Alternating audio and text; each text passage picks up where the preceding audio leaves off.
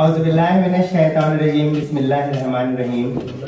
बज़्म सुख़न की इस तक़रीब में और इस मुशायरे में सईद हुसैन का आदाब कबूल फरमाइए। अस्सलाम वालेकुम। मैं आप तमाम हज़रात का दिल की गहराई से इस्तक़बाल करता हूँ और प्रोग्राम की शुरुआत हम कुरान की तिलावत से करेंगे। इसके लिए मैं जुबैरी साहब से दरख्वास्त करता हूँ कि प्लीज़ आएँ और कुरान की तिलावत करें।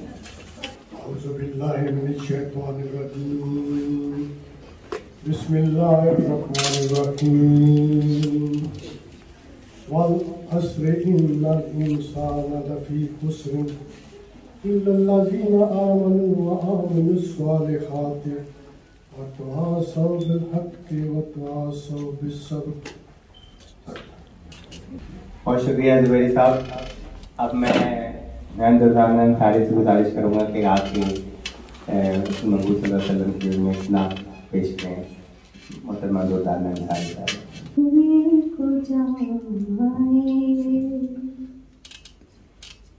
मदीने चाहता है वहाँ जी चाहता है,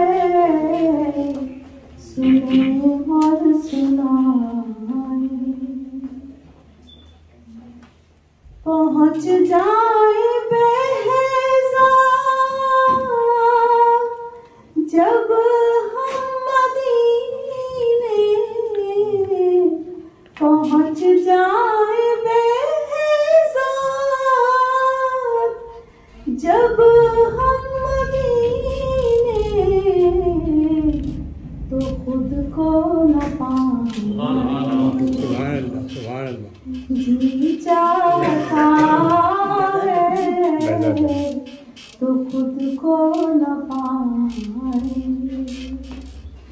जी चाहता है, मदीने को जाए।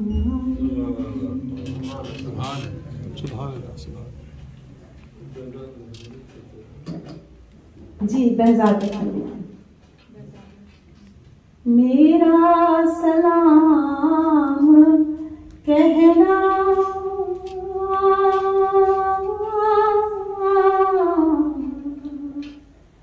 मेरा सलाम कहना, महबूबे किबरिया से मेरा सलाम कहना,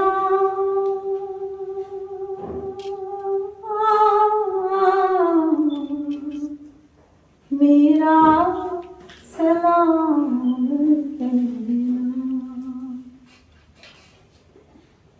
साहिल पे आते आते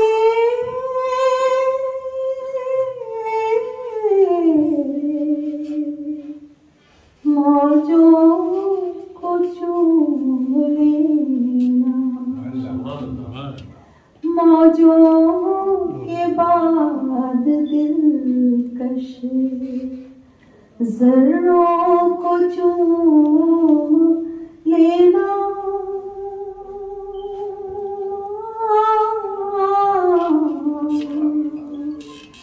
ज़र्रों को चूम लेना। उस पाक सर ज़मीं की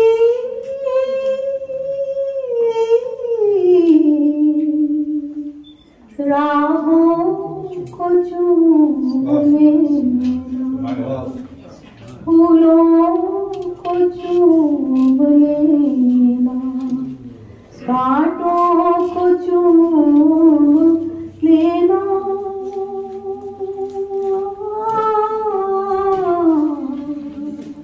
बातों को चूम लेना, फिर नूर हक़ नुमा से मेरा सलाम कहना,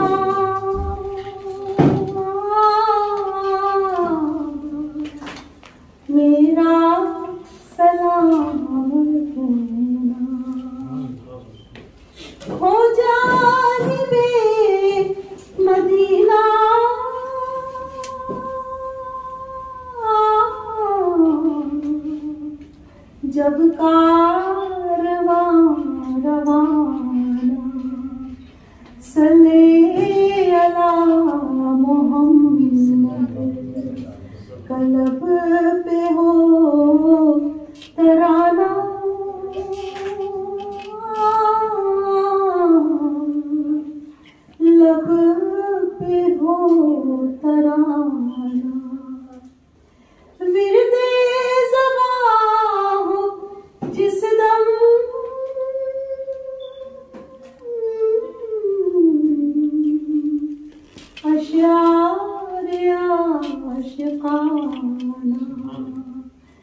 जब रहमते खुदा का लुटने लगे खजाना,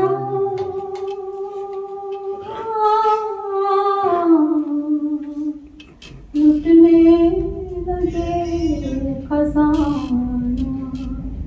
आलम के दिल रुबा से मेरा सलाम कहना।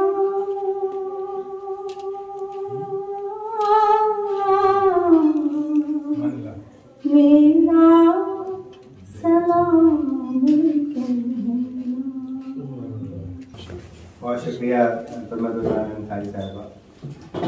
दोस्तों, प्रोग्राम को आगे बढ़ाते हैं और इसके लिए मैं अपनी बज़्म की रूह रवा इस्लाम चैनल के प्रेजेंटर, बहुत अच्छे शायर, मेरे बहुत अच्छे दोस्त, हमारे सबके दिल अजीज सुहेल जर्रार साहब से गुजारिश करूंगा कि आए और प्रोग्राम को आगे ले जाए। जनाब सुहेल जर्रार साहब। बहुत बहुत शुक्रिया सईद भाई। आप सब आज यहाँ जिस मकसद के लिए जमा हुए हैं, जिस साहब के लिए, इस किताब के लिए जमा हुए हैं, आबिद अली बेग साहब से हमारा ताल्लुक मुगलिया भी है और शुगलिया भी है। जाहिर है हम हैं तो सब एक जैसे साथ, लेकिन इनसे बहुत से ताल्लुकात इस्तवार हुए। मेरा ख्याल है तकरीबन कोई 2011-12 की बात है। अनवर मकसूद साहब का एक खत, जॉन एलिया साहब का एक जन्नत से खत अनवर मकसूद साहब के नाम बहुत मशहूर हुआ। बहुत अच्छी तरीके से पढ़ते थे वो खत अपना जो उन्होंने लिखा था। लेकिन जब उसको आबिद अली बेग साहब ने पढ़ा तो वो आप यकीन जानिए कि वो सारी दुनिया में न सिर्फ उर्दू की पहचान बना, बल्कि हमारे और आबिद भाई के ताल्लुक का जरिया भी वही खत बना। तो जॉन से ताल्लुक हमेशा से, हम तो एक मुसल्लस ही है ना, जॉन एलिया, आबिद अली बेग, अकील दानिश, तो वही सभी है, हमारा तो वही है, सब कुछ वही घूम रहे हैं हम तो आबिद भाई आपकी ने जो किताब लिखी, अल्लाह ताला आपको अजर अज़ीम अता करे। एक बहुत बड़ा मसला था, बहुत अरसे से एक सवाल उठता था कि पाकिस्तान का कौमी तराना फारसी में है कि उर्दू में। और बहुत दूर न जाए, अभी कुछ दिनों पहले एक ड्रामा था, उस ड्रामे के अंदर बहुत धड़ल्ले से ये बात एक ऑफिसर से कहलवाई गई कि नहीं जनाब, आपको तो पता नहीं है वो तराना फारसी में, जबकि ये किताब आ चुकी थी। और ये किताब अब जो है जिस तरह हर जगह जा रही है, इदारों में जा रही है, मुख्तलिफ तालीमी इदारों में जा रही है, तो मैं समझता हूँ कि इस किताब ने अपना हक अदा करा है, करना शुरू किया है। और इंशाअल्लाह मुस्तक़बिल करीब में आप देखेंगे कि ये किस कदर रंग दिखाएगी। तो आबिद भाई आपके लिए बहुत बहुत तालियां होनी चाहिए आबिद भाई के लिए। और मैं आबिद भाई से दरख्वास्त करूंगा कि तशरीफ लाए और इस महफिल के मेहमान खुसूसी की हैसियत से अपनी जगह संभाले। आपकी भरपूर तालियों में आबिद अली बेग साहब।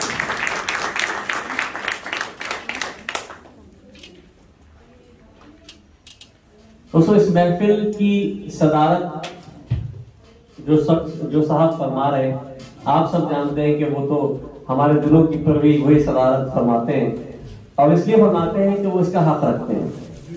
बज़्म सुखन बरतानिया अगर आज कहीं है तो वो इन्हीं की मरहून मिन्नत है, इन्हीं की वजह से आज हम यहाँ तक पहुंचे।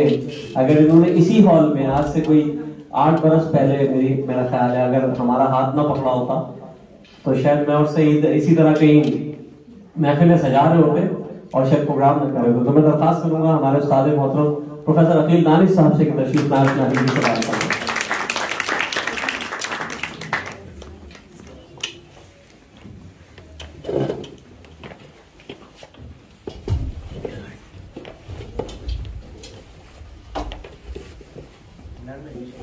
कहते हैं कि दोस्त जो होता है वो खजाने की मानद होता है, लेकिन खजाना जब तक छुपा रहे तब तक अच्छा है, जब सामने आ जाए तो मसले हो जाते हैं।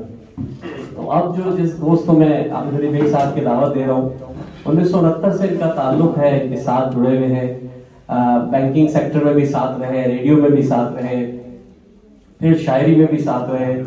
अब भी अल्हम्दुलिल्लाह आबिद भाई जब से लंदन आए हैं, इनका आना जाना भी रहता है।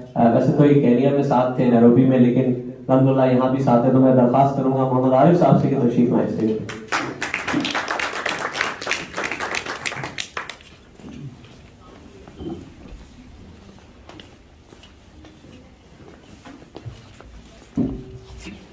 फेसबुक की दुनिया बड़ी मुख्तलिफ, अजीब और एक ऐसी दुनिया है जिसका शिकार होकर लोग बर्बाद भी हुए और आबाद भी हुए। लेकिन मैं समझता हूँ कि हमारे दरमियान आज एक ऐसी शख्सियत मौजूद है जिनके फेसबुक पे होने से फेसबुक को भी बड़ा मान है। तो वो ऐसी शख्सियत है जिनके तो खैर हमने बहुत अच्छी अच्छी न सिर्फ शहरों के तस्करे सुने, बल्कि हमारे शहर कराची का जिस तरह उन्होंने तस्करा किया है, वो शायद मैं समझता हूँ कि उन्होंने हक अदा कर दिया और अब भी माशाअल्लाह कर रहे हैं। तो मैं दरख्वास्त करूंगा शकूर पठान साहब से कि वो भी स्टेज पर तशरीफ लाएं।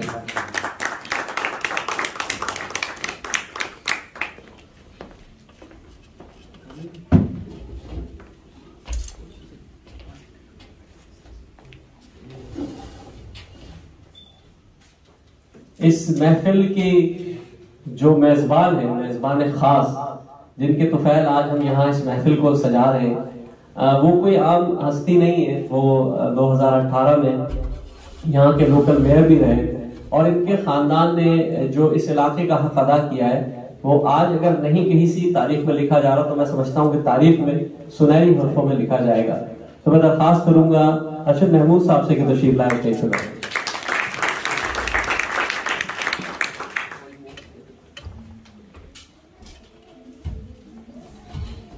एक और ऐसी हस्ती जिनके तुफैल हम मस्जिद अक्सा भी गए, जिनसे हम सीखते भी हैं, जिनसे हमें हर दौर में, मेरी तो खैर से बहुत ताल्लुक है, दोस्ती है, भाई समझते हैं, इसलिए भी हर वक्त का साथ है। मैं हर मोड़ पर इनसे सीखता हूँ। मैं कहता हूँ, मैं और सईद जब भी इनके साथ होते हैं, जहां जिस महफिल में होते हैं, जब उठते हैं तो कुछ ना कुछ सीख के उठते हैं। मैं दरख्वास्त करूंगा मुफ्ती अब्दुल वहाब साहब से कि स्टेज पर तशरीफ लाएं। एक और शख्सियत हमारे दरमियान मौजूद है।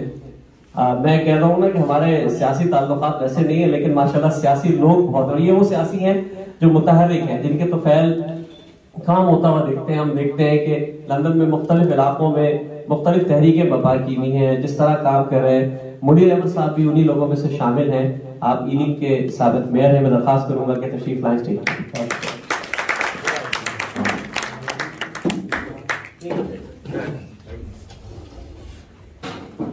तो अगर इजाजत हो तो बातचीत शुरू की जाए। सदर मोहतरम से कुछ मैंने भी लिखा था अली भाई की किताब पे, उस हवाले से देखिएगा कि कौमी तराना किसी भी मुल्क की इज्जत, अजमत और शान की निशानी होता है, जिसे सुनकर और पढ़कर कौम वज में आ जाया करती है। पाकिस्तान का कौमी तराना भी जब और जहां पढ़ा या सुना जाए, पाकिस्तानियों के जोश जज्बे में इजाफा करते हुए अज़्म व वलवला बुलंद कर देता है।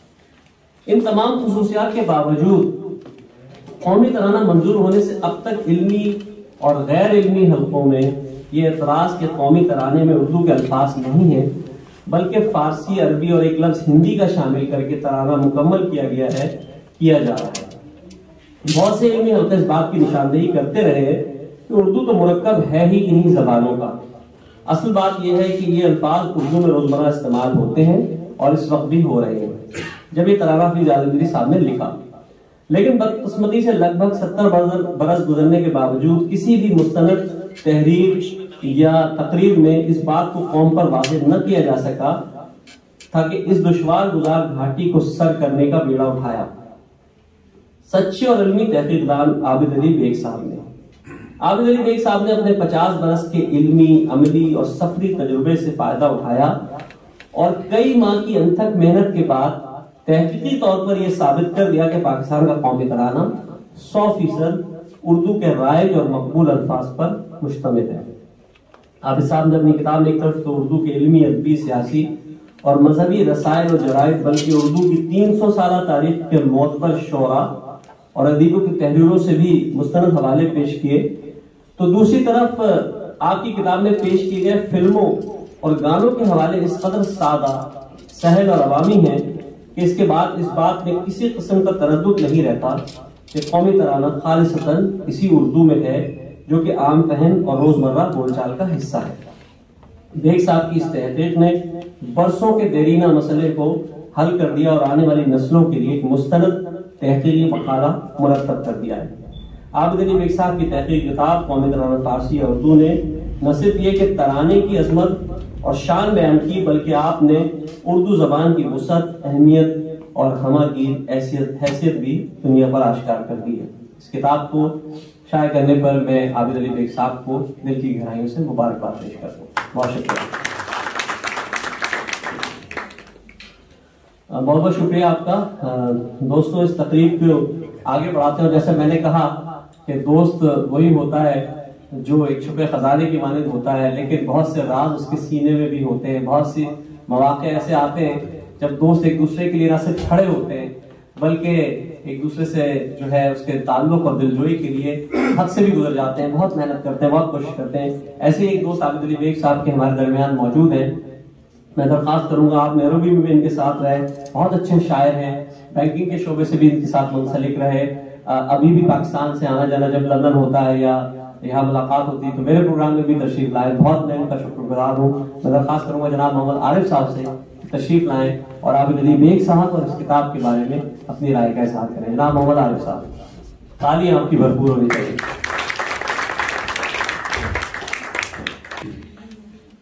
मोहतरम प्रोफेसर दानिश साहब,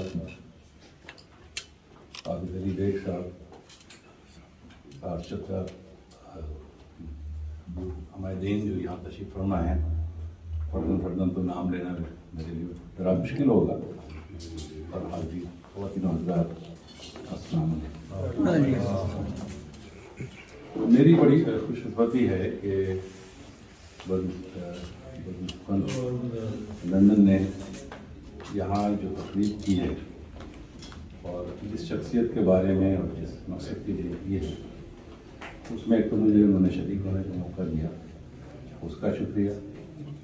और उसके बाद मुझे ये हुक्म दिया, ये मौका दिया कि मैं मोहतरम दोस्त, अजीज दोस्त आबिद अली बेग साहब, इनके बारे में कुछ कह सकूँ। किताब के हवाले से, उसकी इल्मियत और तहकीक के हवाले से आपने अभी बता दिया। मुसन्निफ़ के बारे में अगर जो किताब आप पढ़ेंगे तो उसमें बड़ी तफसील से इनके बारे में, आबिद अली के बारे में, पैदाइश से लेकर और इस जो इन्होंने मुश्किल मरहला तय किया उस तक के सारे अखबार उसमें मौजूद हैं। तो मेरा ख्याल है कि मैं उस पहलू तक तो नहीं जाता। मेरा ताल्लुक़ आज तकरीबन 50-51 साल हो गए आबिद अली बेग से। नौजवानी लड़कपन से पल के शुरू हुआ ताल्लुक़ और आज इस बुढ़ापे के इस दौर तक पहुँच गए हैं। और उम्मीद है कि जितनी बची कुची ज़िंदगी है उसमें भी ये दोस्ती और रिश्ता कायम रहेगा। ये शख्सियत ऐसी है कि इसके बारे में मैं सोचता था कि बल्कि मेरे पास टाइम कितना आया करे, तो ये मैं 5 मिनट आता बड़ा मुश्किल हो जाएगा अगर मैं थोड़ा उससे ऊपर चले जाऊँ। तो मुआज़रत पेश की इसकी मैं चाहूँगा आपसे, क्योंकि शख्सियत इनकी ऐसी है कि मैं इनकी इल्मियत के बारे में बात करूँ, इनके जो और दूसरे मशागिल हैं, शायरी की बात करूँ, नस्र की बात करूँ, इनकी बज़रा संजी की, इनके सेंस ऑफ ह्यूमर की बात करूँ, इनकी जो इन्होंने खाके लिखे हैं उसकी बात करूँ, तहरीर, शायरी, नस्र, नज़्म, इतने तहदार शख्सियत है कि इनके लिए तो पता नहीं कितना वक्त चाहिए, दफ्तर चाहिए कि इनके बारे में बात की जाए। बहरहाल मैं बड़ा मुख्तसर सा तारुफ इस तक कराऊँगा कि आपको ज़्यादा समाखराशी भी ना होगा। प्रोग्राम चूँकि काफ़ी अभी आगे चल रहा है, वो भी चलता है और आपकी दिलचस्पी बरकरार है। बेग साहब से मेरा ताल्लुक़ कराची यूनिवर्सिटी में मेरे दाखिला लेने से पहले ही थोड़ा सा इनसे ताल्लुक़ था, क्योंकि जब हम कॉलेज में अपने थे और यूनिवर्सिटी में जब जो मुकाबले होते थे तो डिबेट में चूँकि मेरी एक फील्ड थी उसमें हिस्सा लेता था, तो मैं और मेरे जो साथी थे वो जाते थे वहाँ पर। तो मेरा ख्याल है कि 1971 या 72 की बात है, शुरू की। वहाँ एक तलवा का अफसर तलवा था, उसमें हम लोग मामूल गए डिबेट में। तो वहाँ और भी दूसरे जो प्रोग्राम थे डिबेट के अलावा भी, तो मैंने देखा एक सोसाइटी का जनरल जो quiz general society, student quiz society, तो उसमें एक साहब बहुत आगे बढ़ चढ़ कर, जैसे आप हर जगह नज़र आते हैं माशाल्लाह, उस वक्त एक साहब वहाँ नज़र आ रहे तो वो पहली मरतबा देखा कि ये कुछ लगता है कि भाई ये जो है इनकी मालूमात का जवाब, इनकी याददाश्त जो है ना वो, हम अफ्रीका में दोनों रहे हैं, तो मैं हाथी के बारे में सुनाई पड़ी, लेकिन उनकी याददाश्त जो है ना वो उससे भी कहीं, और चलिए इनकी जो बारीकियों से लेके आप इनसे शुरू हो जाएं तो वो करते हैं, और उस तरह अपनी तहरीरों में और जो कलाम है उसमें भी उजागर नजर आता है। तो उस वक्त हमारा इनसे ताल्लुक हुआ। उसके बाद में फिर हम अपना आते रहे कराची यूनिवर्सिटी में। हम जब एडमिशन हमने लिया तो इत्तेफाक से बेग साहब उस वक्त हमें छोड़कर चले गए, बैंकिंग में दाखिल हो गए, वहाँ इन्होंने हमने ज़िंदगी में कदम रख दिया। लेकिन इस दौरान में ये हुआ कि ये बैंकिंग में होते हुए भी खाके लिखते रहे और सब कुछ करते रहे। उससे पहले ये था कि जब हम कॉलेज में ही थे तो रेडियो पर ये प्रोग्राम खासे करते थे स्टूडेंट के हवाले से, और मैं भी इत्तेफाक है कि मैं अपनी बहुत ही कम उम्र से रेडियो स्टेशन जो है वहाँ में जाना शुरू हो गया था। तो स्कूल ब्रॉडकास्ट एक प्रोग्राम हुआ करता था। प्रोफेसर साहब आप शुरू में रहे हैं और आपके जाने के बाद तो हमें मौका मिला था वहाँ, तो 7-8 साल हमने वहाँ गुजारे उन लोगों के साथ।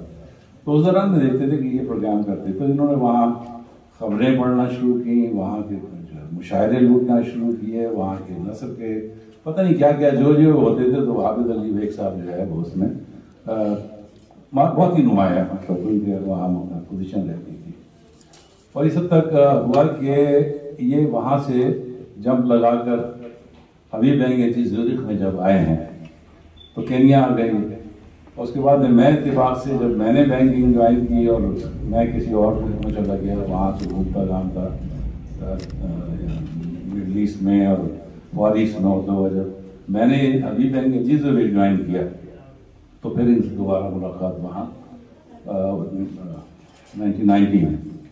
यही मुझे एयरपोर्ट लेने आया। इस वक्त से जो हमारा दोबारा जो रिवाइवल हुआ हमारे ताल्लुकात का और रिश्तों का, तो अल्लाह का शुक्र है कि वो आज तक जारी है। तो वहाँ जो है ना फिर हम दिन में मेरे ख्याल में 24 घंटे में हम लोग 18-19 घंटे जो है एक दूसरे को देखते रहते, एक दूसरे के साथ ही होते थे। 12-13 घंटे जो है वो बैंक में गुजरते थे। फिर ये सोशली जो है वो इंटरेक्ट होता था, कहीं आना जाना है तब एक साथ ही मुशायरे हुए वहाँ पर। तो अब शौक मुझे भी थोड़ा बहुत था, तो वो इनके साथ में जो है मौका मिला वहाँ। फिर मोम्बासा में मेरी पोस्टिंग हो गई। मोम्बासा में बेग साहब कुछ दिन के लिए आया, वहाँ पर फिर हमारा साथ रहा और वहाँ हमने बड़ी अच्छी महफिल, जैसे यहाँ बड़ा घरेलू फन लगता है, मोम्बासा में भी इसी तरह से था। फर्क सबसे बड़ा जो वहाँ ये था कि यहाँ जो है वो मुशायरा होता है तो वाकई मुशायरा होता है, वहाँ होता था वो दूसरे लोगों के कलाम पढ़ते थे। तो जब हम दोनों पहुंचे तो हमने कहा कि ये खुद साख्ता शायर आ गया।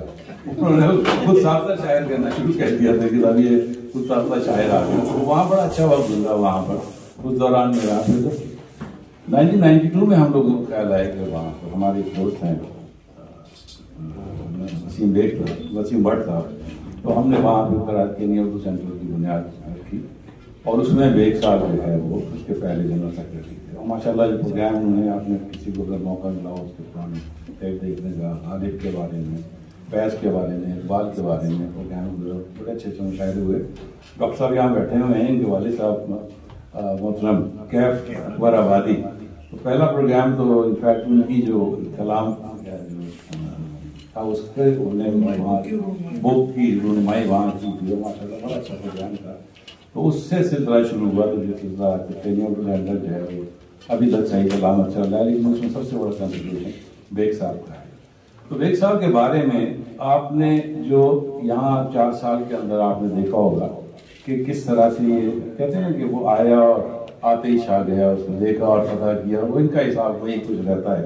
तो जाते हैं ये दिलों में घर कर रहते हैं और जहाँ से निकल जाते हैं वहाँ दास्तानें छोड़कर आ जाते हैं। अब आप अंदाज़ा लगाइए कि हांगकांग से इन्हें आए हुए 4 साल हो गए। इन्होंने जो 2 दहाई पहले प्रोग्राम रेडियो का शुरू किया था, वो प्रोग्राम जो है वो आज तक चल रहा है। वो यहाँ से बैठकर सिंगल हैंडेडली ही चलाती हैं। सबसे बड़ा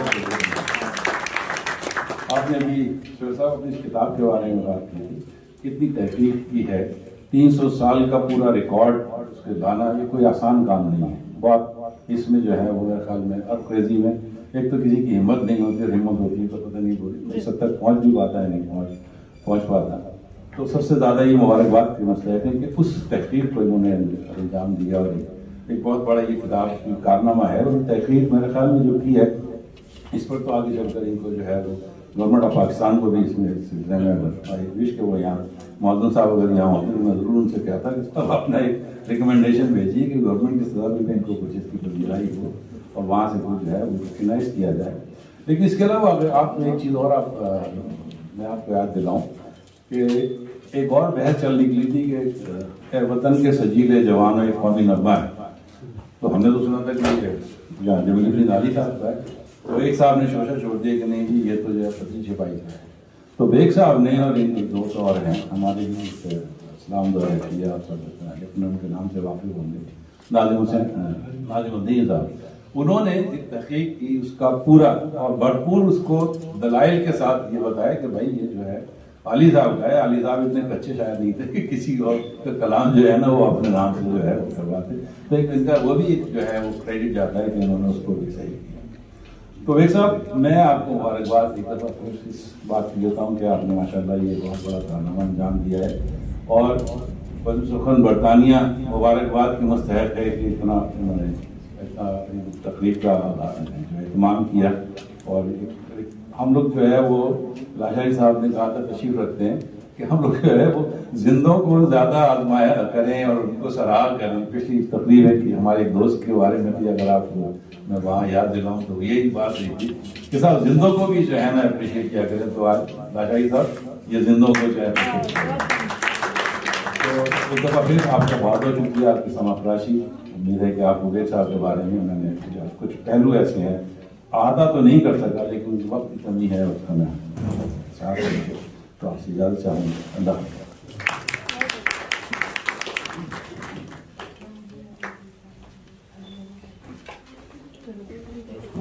बहुत शुक्रिया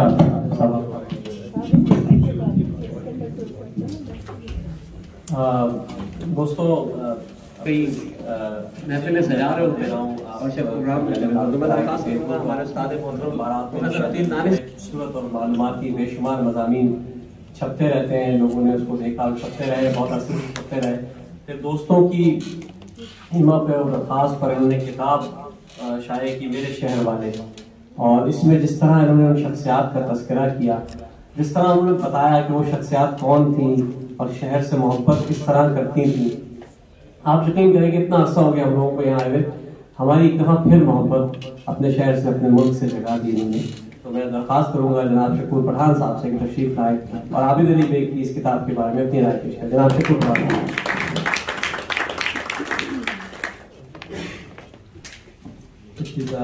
करीम के बाबरकत नाम से मेरी आवाज़ आ रही? जी जी। जो बड़ा मेहरबान और नहायत रहने वाला है,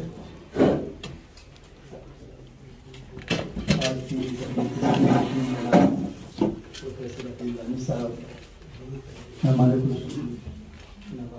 साहब, थोड़ा जोर से बोलिए जी, माइक के साथ स्टेज पर बैठे हुए मौजूद और ख़वातीन हज़रात, अस्सलाम वालेकुम। वालेकुम अस्सलाम।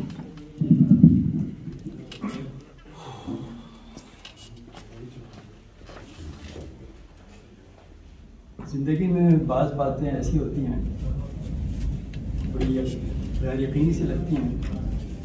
यही बातें होती हैं कि अल्लाह की कुदरत पर यकीन मज़ीद बढ़ जाता है और सर जो है वो उसकी बेशुमार एहसानात के शुक्र में टिकता चला जाता है। ऐसा ही एक दिन आज मेरे लिए है, ये बड़ा यादगार दिन है, बड़ा गैर यकीनी सा दिन है, लेकिन बड़ा यादगार दिन है।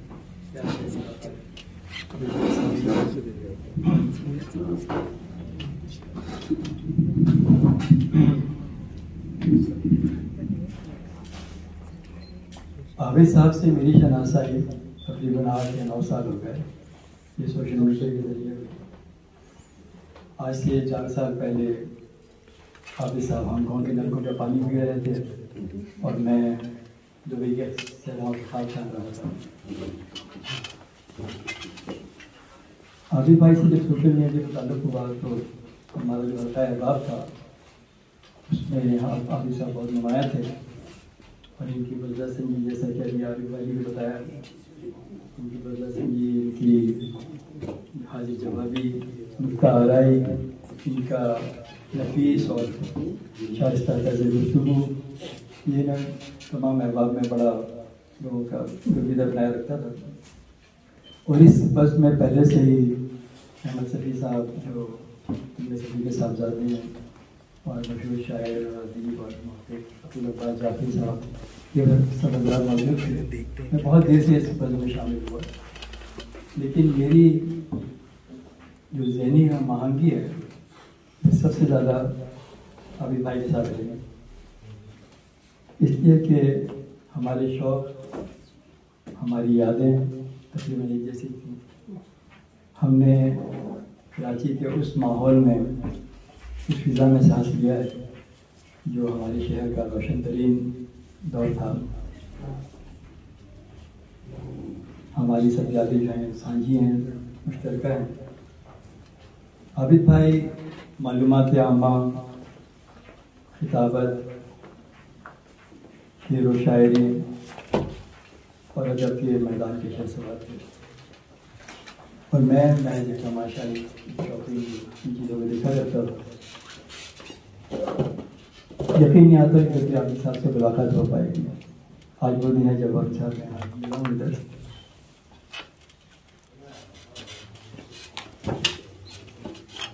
मालूम चाहता हूँ कि वक्त कम है और मैं आबिद साहब से अपनी दोस्ती का किस्सा ले रहा था, लेकिन बात ऐसी है कि यही पस मंज़र है इसमें इस किताब पर जब मैं बात करने जाऊँ तो बड़ी हैरत होती है कि आबिद साहब ने किताब लिख कैसे दी। किताब लिखना कोई बहुत बड़ी बात नहीं है, वो ऐसी कई किताबें लिख सकते हैं माशाल्लाह, बहुत बासलाहियत और बेशुमार के मालिक हैं। हैरत की वजह यह है कि आज से 3-4 साल पहले तक आबिद भाई बहुत, जैसे कि आलिम भाई ने बताया कि मसरूफ़ और कामयाब बैंकर थे।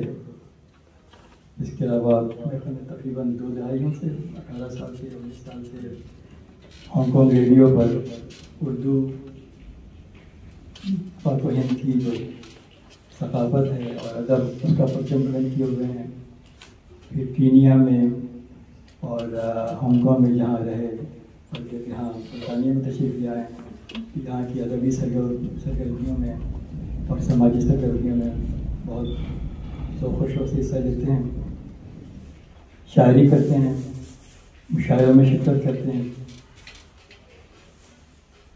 हालात हाज़िरा से न सिर्फ बाखबर रहते हैं, लेकिन उस पर बहुत ही अपने मखसूस अंदाज में जो तबसरा और तनकीद करते हैं, वो इन्हीं का कमाल है।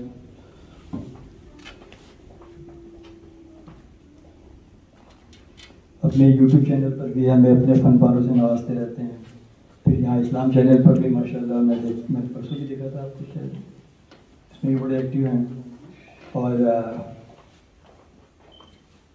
गुलकारी, आप शायद बहुत कम लोग जानते होंगे कि गुलकारी का भी शौक़ रखते हैं, मौसीकी में भी शौक़ है, तो मुझे यकीन है कि नाज़-ख़्वानी भी करते होंगे आप। इस कदर हमारी शख्सियत के लिए इतने बड़े इल्मी और तहक़ीक़ी काम के लिए वक्त निकालना कि वाकई बहुत ही एक हैरतअंगेज़ बात है। तो ऐसा शाहकार तख्लीक़ करना ये बहुत बड़ा कारनामा है। सिर्फ किताब लिखना कोई बड़ी बात नहीं, लेकिन एक मुश्किल मौजू पर और इस कदर मुतन्नौ किस्म की जो मसरूफियात हैं, इसके बावजूद इस कदर अर्ज़, तहक़ीक़, तजस्सुस और मेहनत और जस्तजू के साथ एक बेमिसाल दस्तावेज़ जो हमारे सामने लाए हैं, ये एक नाकाबिल यकीन बात रखती है। किताब पर मैं क्या अर्ज़ करूँ, मुश्कां अस्त कि खुद बगुयत ना के अंदर बगुयत। इसके माने आप समझते हैं, बहुत आसान सा शेर है कि खुशबू जो उसके बारे में खुशबू खुद ही बता देती है, मुश्क और खुशबू खुद बता देती है, किताब को बताने की जरूरत नहीं पड़ती। इस किताब का एक एक सफ़ा, एक एक पैराग्राफ, एक एक शेर और शायर का नाम, उसके दीवान का हवाला, उसके दीवान के इशाअत का साल, ये सब बातें जो है बड़ी हैरत में पूरा कर देती हैं। और इस हवाले से एक बड़ा बेमिसाल कारनामा है कि हमारे यहाँ अमूमन तहक़ीक़ का और जस्तजू का जज्बा नहीं पाया जाता। शायद बहुत से सामईन को मेरी बात नागवार गुजरे कि हम जो है बहुत ही काहिल और सुस्त वजूद कौम है। हमारे यहाँ जो प्रिंट मीडिया है या किताबी शक्ल में मवाद को मिलता है, तो जो बल्कि ज़राए इब्लाग हैं, सोशल मीडिया है, उस पर भी ऐसी कोई चीज़ नहीं मिलती। अगर आपको तहक़ीक़ करने जाएँ तो आपको ज़्यादा मवाद मिले। हमें ज़्यादातर अपने पड़ोसी मुल्क से वहाँ ये मवाद मिल जाता है, उनकी ज़राए पर इन्हिसार करना पड़ता है। हमसे तो अब तक रिश्ता जैसी वेबसाइट नहीं बन सकी, जो कि तमाम तर खामियों के बावजूद और कमजोरियों के बावजूद एक बेहतरीन कारनामा है। इसे हमें तस्लीम करना चाहिए। कौमी तराना फारसी या उर्दू इस कौम के लिए अभी भाई आपका बहुत बड़ा तोहफा है, और ये इस बात की मुस्तहिक़ है ये किताब इसे सरकारी सतह पर पजीराई दी जाए। और मेरी इस्तदा है कि इससे पहले भी मुकर्रर ये बात कही कि पाकिस्तान की तमाम यूनिवर्सिटियों में इसका एक हिस्सा होना जरूरी है। तमाम बड़ी बड़ी लाइब्रेरी किताब का ये मौजूद किस कदर अहम है और इसकी ज़रूरत क्यों है, सारी बातें इस किताब में दर्ज हैं। अपनी बात को समेटते हुए मैं सिर्फ एक मामूली से जानी तवज्जो दिलाऊँगा। सोहेल भाई ने भी बात कही थी, इस किताब के वो बाब जिसमें आबिद साहब ने हिंदी फिल्मों के नामों से और उनके गीतों के अल्फाज के हवाले से साबित किया है कि ये जो अल्फाज कौमी तराने में हैं ये हिंदू असल यानी हिंदुस्तानी है, जिसे कहते हैं खालिसतन उर्दू उसके अल्फाज हैं। और मेरे ख्याल में ये जो किताब का हिस्सा ही बुरहान कातिल है, ये साबित करता है कि बाकी जो है सारी ज़बान उर्दू में है। बस मैं इससे ज़्यादा मुख्तसर बात इस किताब के बारे में नहीं कर सकता। मैं आबिद भाई को इस शान कारनामे पर मुबारकबाद पेश करता हूँ और सिद्के दिल से दुआ को खुदा निशान आबाद रखे और वो इसी तरह इल्म दानिश के मोदी पर खेलते रहें, मोहब्बतें बांटते रहें और मोहब्बतें समेटते रहें। आप सबका बहुत शुक्रिया।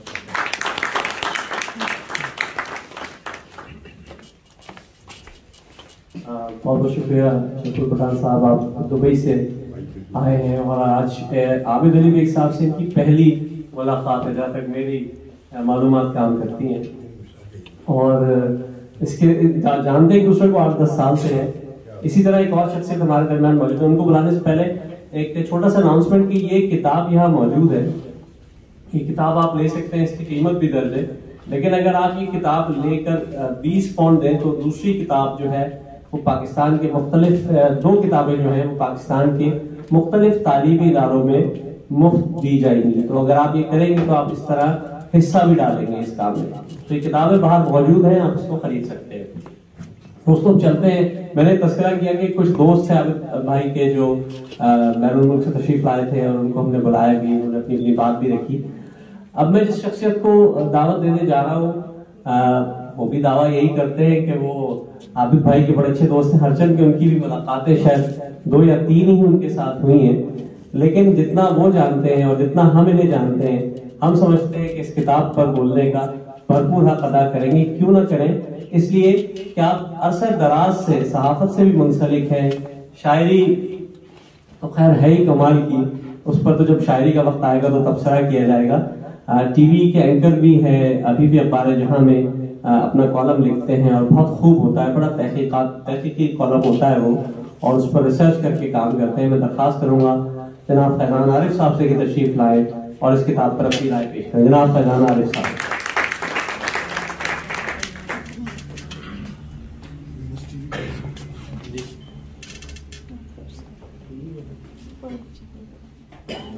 आबिद बेग साहब से मेरा पहला तारुफ उनकी शानदार आवाज़ के जरिए से हुआ। जब मुझे मालूम हुआ कि वो सुहेल दरार साहब के हल्का अहबाब में शामिल हैं तो मुलाकात की ख्वाहिश एकदम से बेदार हुई। और चंद महीने पहले साउथहैम्पटन के मुशायरे में मेरी उनसे पहली बार जब मुलाकात हुई तो तबीयत वाकई सरशार हो गई। आबिद बेग साहब की शख्सियत भी उनकी पुरतासीर आवाज़ की तरह नफीस और पुरवकार है। पहली ही मुलाकात में उन्होंने मुझे अपनी किताब कौमी तराना फारसी और उर्दू इनायत की और किताब पढ़कर मुझे पहली बार मालूम हुआ कि हफीज जालंधरी साहब ने मौजूदा कौमी तराने से पहले भी एक कौमी तराना लिखा था और ये कौमी तराना 1949 में लिखा गया था। ये उस वक्त की बात है जब अहमद अली, गुलाम अली शागला ने तराने की धुन भी तरतीब नहीं दी थी। 1950 में जब हमारे कौमी तराने की धुन तरतीब दी गई तो कौमी तराना कमेटी ने मुल्क भर के शायरों को इस धुन पर तराने लिखने की दावत दी, जिसके बाद कमेटी को 723 तराने मौसूल हुए। इन तरानों में हफीज जालंधरी, हकीम अहमद शुजा और ज़ैद बुखारी के तरानों को मुंतखब किया गया। इनमें हफीज जालंधरी का तराना सबसे बेहतरीन करार पाया क्योंकि ये बहुत सादा, मुतरन्नम और गुलबतनी का आयनादार था। आबिद बेग साहब ने हकीम अहमद शुजा और ज़ैद बुखारी के तरानों को भी तलाश करके अपनी इस किताब में शामिल किया है। आप इन दोनों तरानों को पढ़ेंगे तो आपको खुद ही अंदाजा हो जाएगा कि हफीज जालंधरी का तराना क्यों कौमी तराने के तौर पर मुंतखब किया गया। इस कौमी तराने की मंजूरी अगस्त 1954 में दी गई, जिसके बाद अब तक ये कौमी तराना हम सब पाकिस्तानियों के लहू को गरमाता है। 40 अल्फाज पर मुश्तमिल इस तराने में 24 अल्फाज अरबी और 15 लफ्ज फारसी के हैं। जब इस कौमी तराने की मंजूरी दी गई थी तो उस वक्त हमारी उर्दू अरबी और फारसी के अल्फाज से ज़्यादा मानूस थी, लेकिन मौजूदा हालात में इस पर अंग्रेजी अल्फाज का गलबा ज़्यादा होता चला जा रहा है, तो इसलिए बहुत से लोग ये वावेला करने लगे हैं कि पाकिस्तान का कौमी तराना फारसी में है, जो सरासर लाइल्मी का नतीजा है। आबिद बेग साहब ने न सिर्फ अपनी इल्मी और तहकीकी जुस्तजू से इस मुखालफे को दूर किया है, बल्कि इस बहस को इंतहाई मुदल्लिल अंदाज से समेट दिया है कि कौमी तराने के तमाम 40 अल्फाज अब उर्दू ज़बान का हिस्सा हैं। इस मकसद के लिए उन्होंने तकरीबन 228 शायरों के मुंतखब अशार और तकरीबन 403 किताबों और रसाइल के हवाले किए हैं। हम वो बदकिस्मत कौम हैं जिन्हें क़याम पाकिस्तान और आज़ादी के वसूल के मकासद को भूल गए, लेकिन सिर्फ 14 अगस्त याद रह गया। इसी तरह हमारी बदनसीबी ये भी है कि हमने अपने कौमी तराने को फरामोश कर दिया और अब हमें सिर्फ इसकी धुन याद रह गई है। बहुत सी बातें ऐसी हैं जो कही जा चुकी हैं और मैं उनको अब क्या दोहराऊं। एक वाकया बहुत से लोग हफीज जालंधरी साहब के हवाले से बताते हैं, क्योंकि हमारे आबिद बेग साहब की जो शुगुफ्ता मिजाजी है उसी तनाजुर में अपनी बातचीत के छोटे से वाक़े पे ख़त्म करता हूँ। हफीज जालंधरी साहब को तस्वीरें बनवाने का बेहद शौक़ था और जब भी वो किसी मुशायरे में या तकरीब में जाया करते थे तो एक फोटोग्राफर इंफॉर्मेशन डिपार्टमेंट के हमेशा उनकी तस्वीरें बनाया करते थे। वो हर बार उन्हें कहते थे कि भाई तस्वीर, पंजाबी में कहते थे, बुढ़िया तस्वीर ज़रा चंगी जी बनाई। तो हर बार तस्वीर बना देते थे। तो एक बार वो जिच आ गए, उन्होंने अपनी शेरवानी ठीक की और बहुत से लोग थे, ग्रुप फोटो था, उन्होंने फिर से यही कहा कि तस्वीर ज़रा अच्छी सी बनाना। तो उस फोटोग्राफर ने हफीज जालंधरी साहब को कहा कि हफीज साहब, जो फरमाइश अल्लाह मियां से करने वाली थी वो आप मुझसे कर रहे हैं।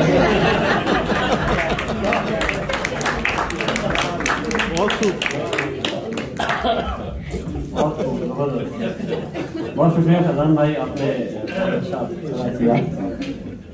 दोस्तों एक और शख्सियत हमारे दरमियान मौजूद है।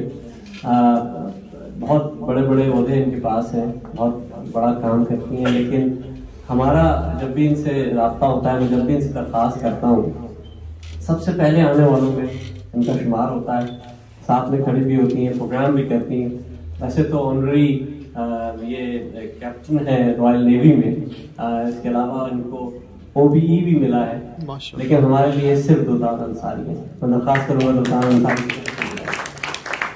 आपकी भरपूर तालियों में, तालियां जरा जबरदस्त, माशाल्लाह हॉल भरा है, तालियां भी भरपूर।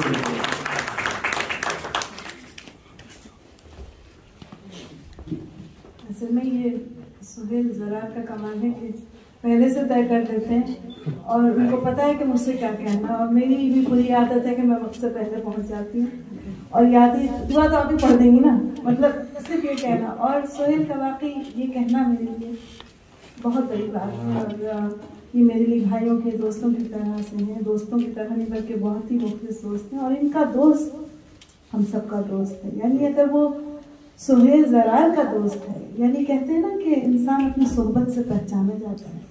मुझे ये भी याद नहीं कि इनको 4 साल हुए आए हुए यहाँ या 4 सदियाँ बीत गई, लेकिन कुछ पता है कि किसी शख्सियत से मुलाकात कराई थी सुहेल ज़रार ने, और ये कहा था कि ये आबिद बेग साहब हैं, आबिद अली बेग।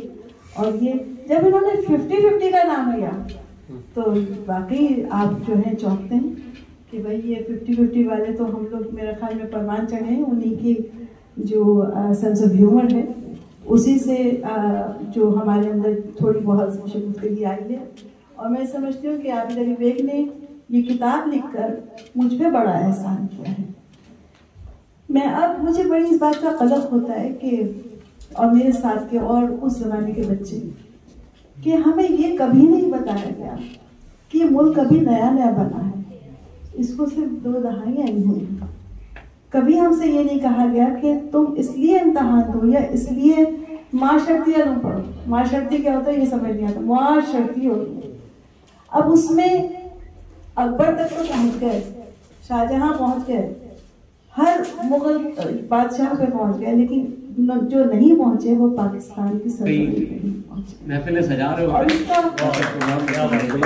कलर मुझे इस तरह से लगता है कि काश कि हमारे असातिज़ा उस वक्त के हमें ये बता देते कि देखो धीमे धीमे कदम रखो इस सरजमीन पर, ये बड़ी गुदाज है, बड़ी मेहनत से बनी है, बड़ी कुर्बानियों से बनी। हाँ हमें पता था कि हमारे वालिदैन वहां से आए थे, लेकिन ये नहीं पता उस वक्त कि क्या हुआ, कि अच्छी तरह बिठा के उस तरह से समझाया नहीं गया। तो ये आपने बड़ा एहसान किया है उस मखलूक पर, उस वक्त के लोगों पर। और इस वक्त के लिए जैसा कहा जा रहा है कि आप कह रहे हैं कि यूनिवर्सिटी में इसको दिया जाए, मैं समझती हूँ कि बच्चा जो शुरू में है उसको इसको सहल जबान में उनको समझाना चाहिए कि जिस तरह हर दूसरे वर्ग पर इन्होंने एक एक लफ्ज का तर्जुमा बाकायदगी से, और वो आप अपनी नानी अम्मा की जबान से हम सुन चुके हैं वो जबान। ये फारसी का तो है, मेरे ख्याल में कोई मैं 5-6 साल की थी जब शाहजहां के सामने कोई 3-4 हज़ार के खलकत और मुझसे कहा कि शौहिन शबे बहुत जिंदाबाद आप पढ़ेंगी, तो मैं छोटी सी, तो तरानों का मेरे साथ कुछ एक रही है मुमासिलत। और बचपन से हर सुबह कोई ऐसी सुबह नहीं थी कि जिस दिन स्कूल के सामने खड़ी होकर मैंने पाक से ज़मीन ना पढ़ा हो या ना गुनगुनाया हो, और पूरा स्कूल उसके सामने जो है वो दोहराता था। जब मेरी शादी होने लगी 16 साल की उम्र में, तो मेरी प्रिंसिपल जो थी वो आके अब्बा जान से बहुत खफा हुई कि आप हमारी आवाज़ सुबह की लेके हम जा रहे हैं। तो ये आवाज़, ये शख्सियत, इनकी सोच आने वाले वक्त को देख के, पहले के वक्त को अमजद इस्लाम अमजद ने कैसी बात कही इन्हीं की किताब में कि इतने अरसे से जो ये मतलब होता है ना कि जब इंसान की अपनी जिंदगी में कुछ नहीं रहता तो वो दूसरे की जिंदगी को कुरेदने लगता है, ये बड़ों का कहना है। तो जब खाली वक्त होगा, जब इतनी ज्यादा, तो इस तरह की जहन में बातें आएंगी ही, अरे भाई उस जमीन को बनाओ जिसके लिए तराना लिखा गया था, बजाय इसके कि आप इसमें ये देखें कि इसमें कौन से एक हर लफ्ज आप फैजान में लिख के लाई थी, वो सब लफ्ज आप कह चुके हैं, कि वो तमाम अल्फाज मौजूद हैं जो हमारी रोजमर्रा की जिंदगी में आम हैं। माँ कहती है शाद रहो, आबाद रहो, पाइंदाबाद रहो, ये तो कोई ऐसी बात नहीं। मेरी वालदा यहाँ बैठी है, सुबह शाम डांटती भी है मुझे, लेकिन फिर कह देती है तुम शाद रहो। तो उसको जिस तरह से आपने, और ऐसे इस कदर ड्राई सब्जेक्ट को देखा जाए तो ये बहुत ड्राई सब्जेक्ट है, और इन्होंने किस वक्त में बैठकर ये बात सोची, तो कैसा जहन होगा इस शख्स का, और कैसा जहन है माशाल्लाह, अल्लाह ताला इनकी जिंदगी दे। लेकिन बेइंतहा शुक्रिया आपका आबिद अली बेग साहब कि आपने रोशनास कहा है कि वाकई बहुत से अल्फाज है जो हम खुद नहीं जानते। तो आज के बच्चे, और मुझे खुशी इस बात की कि आज बहुत से नौजवान यहाँ बैठे हैं, चाहे वो जबरदस्ती लाए गए हों, चाहे वो माँ को लेके ऑक्सफोर्ड से गाड़ी चला के लाए हों, या वो अपने वालिद को लेके यहाँ आए हों, तस्वीरें बना रहे हों, हम सब देखते हैं, हमें सब मुझे बड़ी खुशी हो रही है कि आज नौजवान नस्लें यहाँ बैठी हुई हैं, और खुदा करे कि साहिब सदर और दानिश साहब आपका सर पे हम बरसाया रहे हमेशा, और आपके दोस्तों से वाकई अंदाजा होता है कि कैसी सोहबत है आपकी माशाल्लाह, और कैसी शख्सियत है आपकी। अल्लाह ताला आपको जिंदा सलामत रखे। और जिस तरह से लिख के तो बहुत कुछ लाई थी, फैजान बहुत कुछ बोल रहे हैं, मुझे लग रहा था फैजान देख रहे थे मैं क्या लिख रही हूँ। तो इसमें बड़ी अच्छी बात जो अभी ये खुद भी कह जाए कि रिसर्च नुमा जो मजमून का पता न चलता ये ना लिख के नाते, और इसमें उनकी बात की तायीद के एक फायदा ये भी हुआ कि उसके बाद इस मामले को हमेशा के लिए ताक में रख दिया गया। वो ये कह रहे हैं अमजद साहब कि मैं समझता हूँ इतने अरसे से जो ये हो रही थी बातें अब ये बंद हो जाएंगी, मुझे नहीं लगता, मुझे लगता है आपको एक और किताब लिखनी पड़ेगी। Thank you.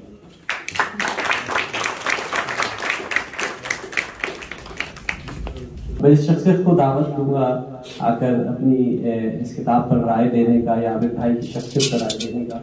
आप सब उनको बहुत अच्छी तरह जानते हैं। इन तकरीबात का जो यहाँ होती हैं, लंदन में जितनी तकरीबात होती हैं उसका हिस्सा बनते हैं, हमेशा हौसला अफजाई करते हैं। मैंने पहला प्रोग्राम इस्लाम में किया, जाहिद भाई बैठे हैं, इनके तवस्सुत से वहाँ महफिल अरेंज की गई और वो थी जश्न अकील दानिश।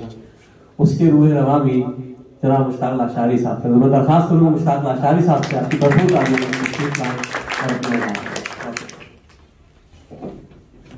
बहुत शुक्रिया इंतजार साहब, मुझे बहुत खुशी होती है और मैं ज़बरदस्ती मुशायरों में आता हूँ, और आज मुझे और भी खुशी हो रही है कि मेरे दो फार्मर मेयर सदान भी बैठे हुए हैं।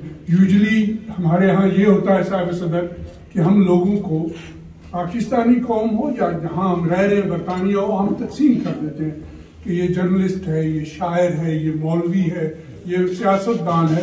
मैं एक पॉलिटिकल एक्टिविस्ट हूँ और मेरी ख्वाहिश होती है कि हम सबको जोड़ें, क्योंकि इन सब अपने हमारे जो काम है इनके साथ हम इंसान भी हैं, और हम इंसान दोनों हैं, औरतें हमारी बहनें बेटियां और मर्द, हमें सबको जोड़ना चाहिए। और आज मुझे तीनों चीजों पे खुशी हो रही है कि यहाँ सियासतदान भी बैठे हैं, यहाँ शायर भी बैठे हैं, यहाँ बैंकर भी बैठे हैं, और शायद ये आबिद अली बेग साहब का कमाल है कि हम सबको इन्होंने इकट्ठा किया।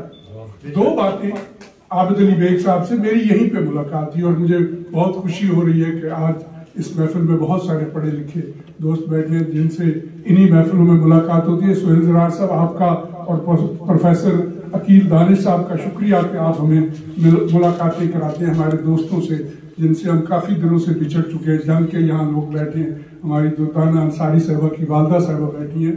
तो मैं समझता हूँ कि ये इस तरह के काम होते रहने चाहिए। ज़बानें जो हैं वो सकूत नहीं है, साकिन नहीं है, वो बढ़ती रहती हैं। ज़बानें ज़ाया भी हो रही हैं। इस वक्त दुनिया में कुछ 6000 के करीब ऐसी ज़बानें हैं जो अगले 50 साल में नहीं रहेंगी, लाखों ज़बानें। और ज़बानें जो हैं वो अपने अमल के जरिए, अपने काम के जरिए, जैसे अब सब यहाँ पे तशरीफ रखते हैं पढ़े लिखे लोग, मैंने क्या इस पे बात करनी है, और वो जानते हैं कि जब आप उर्दू इंग्लैंड में बोलेंगे तो उसमें अंग्रेजी के अल्फाज जरूर आएंगे, क्योंकि आप रोजमर्रा में उन अल्फाज को यूज करते हैं। फैजान आरिफ साहब से बहुत दिनों बाद मुलाकात हुई, जैसा आपने कहा बहुत अच्छा लिखते हैं। इनका आर्टिकल लंदन से खत मैं हमेशा पढ़ता हूँ और मुझे बड़ी खुशी होती है। तो जबानें जो हैं वो एक बढ़ती रहती हैं, उसमें नए अल्फाज शामिल होते रहते हैं, उसमें पुराने अल्फाज नापैद होते रहते हैं। आबिद अली बेग साहब आपका बहुत शुक्रिया कि आपने हमें बताया कि फारसी, अरबी और उर्दू तीनों एक ही जबान है, क्योंकि उसी खित्ते की जबान है। उर्दू की जो तारीख है, हमारे बहुत सारे दोस्त यहाँ बैठे हैं, वो इन्हीं से पैदा हुआ। शायद ये हमारे दोस्त इस पर मजीद तशरीह करेंगे कि मेरे नॉलेज के मुताबिक ये अस्करी जबान है, और जब अस्करी जबानें बढ़ती हैं एक इलाके से दूसरे इलाके में तो उसमें नए अल्फाज शामिल होते हैं। हमें चाहिए कि हम इस तराने को और ज्यादा लोगों तक मशहूर करें, क्योंकि जब भी ये तराना गाया जाता है, और मैं हाई कमीशन में भी जाता हूँ, दूसरी महफिलों में भी जाता हूँ, बल्कि दोनों तराने हम पाकिस्तानी या माइग्रेंट लोगों को कम याद है। पाकिस्तानी तराना भी कम याद है, और जिस मुल्क में हम रहते हैं, जिसने हमें बहुत इज्जत दी, ओबी बनाया, मेयर बनाए, सीबी बनाए, उनकी भी हमें इज्जत करनी चाहिए। हमारे बच्चे बैठे हैं जो अब काउंसलर हो चुके हैं, यहाँ इश्मा मुनीम साहबा बैठी है जो भी इलेक्ट हुई है, उनको मुबारकबाद भी देता हूँ कि अभी मई के महीने में इलेक्ट हुई है। ब्रेंट से हमारे अर्शद महमूद साहब को उन्होंने ज्वाइन किया। तो हमें चाहिए कि हम तराने याद भी करें, उनके मतलब भी हासिल करें, और उनके जो मकासद हैं उसकी तरफ भी काम करें। आबिद अली बेग साहब के बारे में 2 बातें सिर्फ मैं करूंगा। वैसे तो मैं पूरी शाम बोल सकता हूँ, लेकिन चूंकि बाद में मुशायरा भी है, सिर्फ 2 बातें। आबिद अली बेग साहब ने हमेशा इश्यूज पे बात की है। 50-50 मेरा फेवरेट प्रोग्राम था, क्योंकि ये मज़ाहिया अंदाज में जो आपकी कौम के और उस वक्त के हालात और इश्यूज थे उनको उठाते थे। मैं उम्मीद करता हूं कि ये हांगकांग रेडियो के अलावा पाकिस्तान के इस वक्त के चैलेंजेस पे भी हमें मुस्कुराते हुए बताएंगे कि उनका हल क्या है। बहुत शुक्रिया।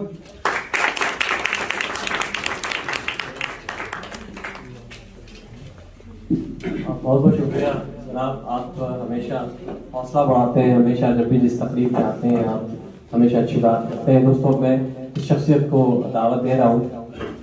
हीलिंग के अभी पिछले दिनों जब हम गए वहाँ से मुलाकात हुई, तो उस हॉल में जाकर दिल तो बड़ा खुश होता है और इतना अच्छा लगता है कि हमारे एशियन अब वहाँ माशाल्लाह आ रहे हैं, बैठ रहे हैं। बहुत अरसे से जो अब नई जो नस्ल आ रही है, जैसे इश्मा का तस्करा किया गया, और बहुत से लोग जो अब काउंसिलर्स बन रहे हैं, मेयर बन रहे हैं, तो ये सब इन सब की मेहनतों का नतीजा है, जिन्होंने अरसा दराज से यहाँ मेहनतें की। उसमें एक शख्सियत आज हमारे दरमियान मौजूद है, अब साबिक मेयर हैं हीलिंग के। आपने हमेशा अदब की खिदमत की है, अदब के हवाले से हमें हमेशा मोहब्बत की है, हमें हमेशा बुलाया है, तकरीबात का इनेकाद भी किया है। मैं दरख्वास्त करूंगा जनाब मुनीर अहमद साहब से तशरीफ लाएं और अपने ख्याल रखें। जनाब मुनीर अहमद साहब। बिस्मिल्लाहिर्रहमानिर्रहीम। सदर महफिल हमारे खुसूसी साहब और दूसरे स्टेज पर बैठे मुअज़्ज़िज़ीन, ख़वातीन व हज़रात, मेरे लिए ज़ाती तौर पर आज इंतहाई खुशी की बात है कि मैं उन लोगों के दरमियान बैठा हुआ हूँ जिनको देखना तो दूर की बात है, मैंने शायद ये कभी सोचा भी ना होगा कि मैं कभी उनसे मिल सकूंगा। आबिद अली बेग साहब, अब मैं ये कहूँगा कि हम बड़े ही आपको सुनते हुए हैं बचपन से। तो ये वाकई सही बात है। आपकी जो उर्दू के लिए खिदमत है, अगर मैं उस पर बात करूंगा तो मेरा ख्याल है मैं जस्टिस नहीं कर सकूंगा। नशारी साहब ने बहुत अच्छे अंदाज से बात की, दूसरे मुकर्रीन ने भी इंसाफ किया। मैं ये समझता हूँ कि उर्दू को रिवाइव करना या उर्दू को जिंदा रखना ये आप ही का काम है। मैं बज़्म सुखन और बज़्म सुखन के रूहे रवां दोनों हजरात सुहेल ज़रार साहब और अकील दानिश साहब को मुबारकबाद देता हूँ कि उन्होंने यहाँ बरतानिया में उर्दू को जिंदा रखा हुआ है। हम एज ए मेयर, हमारा एक रोल ये भी होता है कि हम जो नए सिटीजन इस मुल्क की शहरियत लेते हैं तो उनको हम सर्टिफिकेट भी पेश करते हैं। तो मैंने हमेशा उनसे ये कहा है कि आप अपनी जुबान को कभी मत छोड़ें, अपनी जुबान को कभी मत भूलें, क्योंकि वही आपकी शख्सियत है, वही आपकी पहचान है। और ख़ास तौर पर जो लोग पाकिस्तान से यहाँ आते हैं उनको कभी कभी ये गलत फहमी भी हो जाती है कि शायद इंग्लिश ना बोलने से वो पढ़े लिखे नहीं कहलाएंगे, लेकिन मैं इस प्लेटफॉर्म से ये कहना चाहता हूँ कि उर्दू ज़बान को आप फख्र से बात कर सकते हैं और कहीं भी आपको इस चीज़ का एहसास कमतरी नहीं होगा कि हमारी ज़ुबान इंग्लिश से कम है। बल्कि मैं हमेशा ये कहता हूँ और मैं खुद भी हमेशा ये मेरी ख्वाहिश होती है कि जब बात करूँ तो उर्दू में करूँ। वो इसलिए कि हम जो मर्जी कर लें, जहाँ मर्जी चले जाएं, अपने जज्बात का जो इजहार है वो उर्दू के बगैर या अपनी मादरी जुबान के बगैर नहीं कर सकते। सही।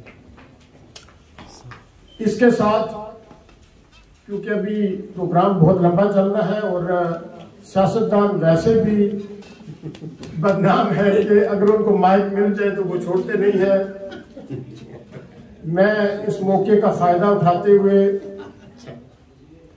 लशारी साहब ने जैसे पहले कहा, इश्मा मुइन को खासतौर पे मुबारकबाद देता हूँ, क्योंकि मैं समझता हूँ कि ईलिंग में या ब्रेंट में इलेक्ट होना कितना मुश्किल है और ये बहुत ही ऑनर और बड़े एजाज की बात है जब आप इलेक्ट होके आते हैं। और मुझे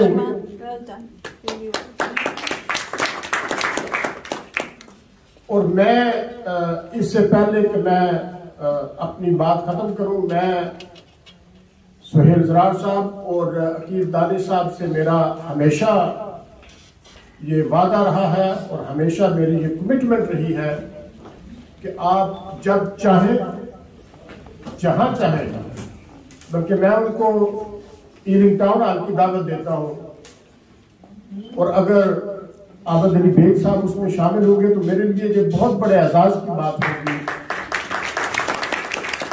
कि मैं आपको वहां होस्ट कर सकूं और आपका एक प्रोग्राम इससे भी बड़ा।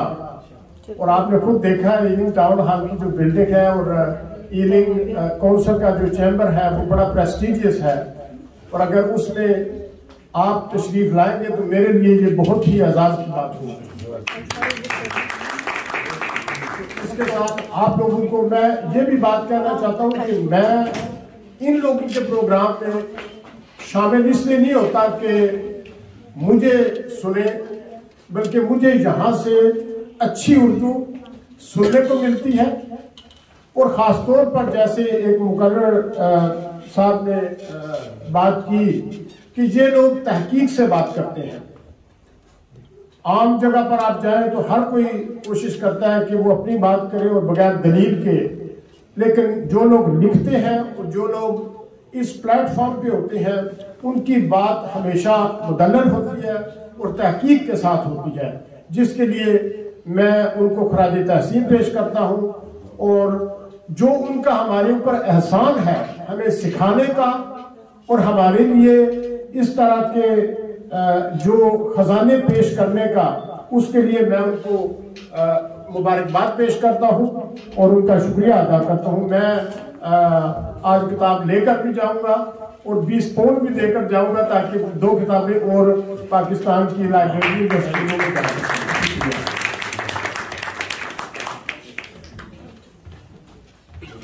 बहुत शुक्रिया सर, आपने हमें पहले भी ये कहा है कि जब चाहो एक प्रोग्राम कर सको, तो इंशाल्लाह हम 28 अगस्त का प्रोग्राम आपसे तय करेंगे।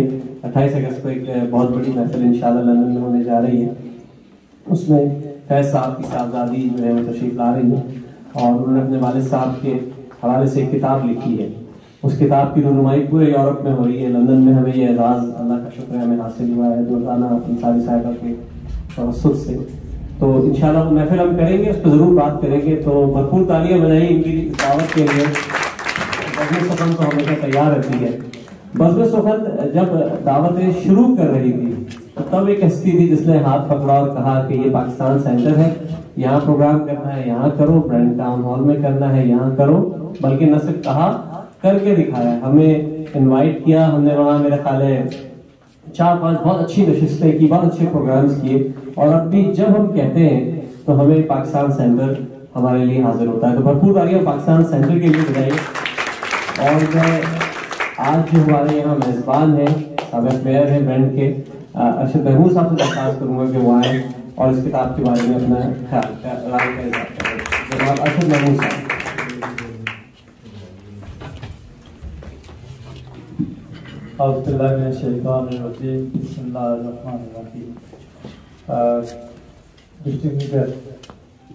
My dear sisters and brothers, Assalamu alaikum.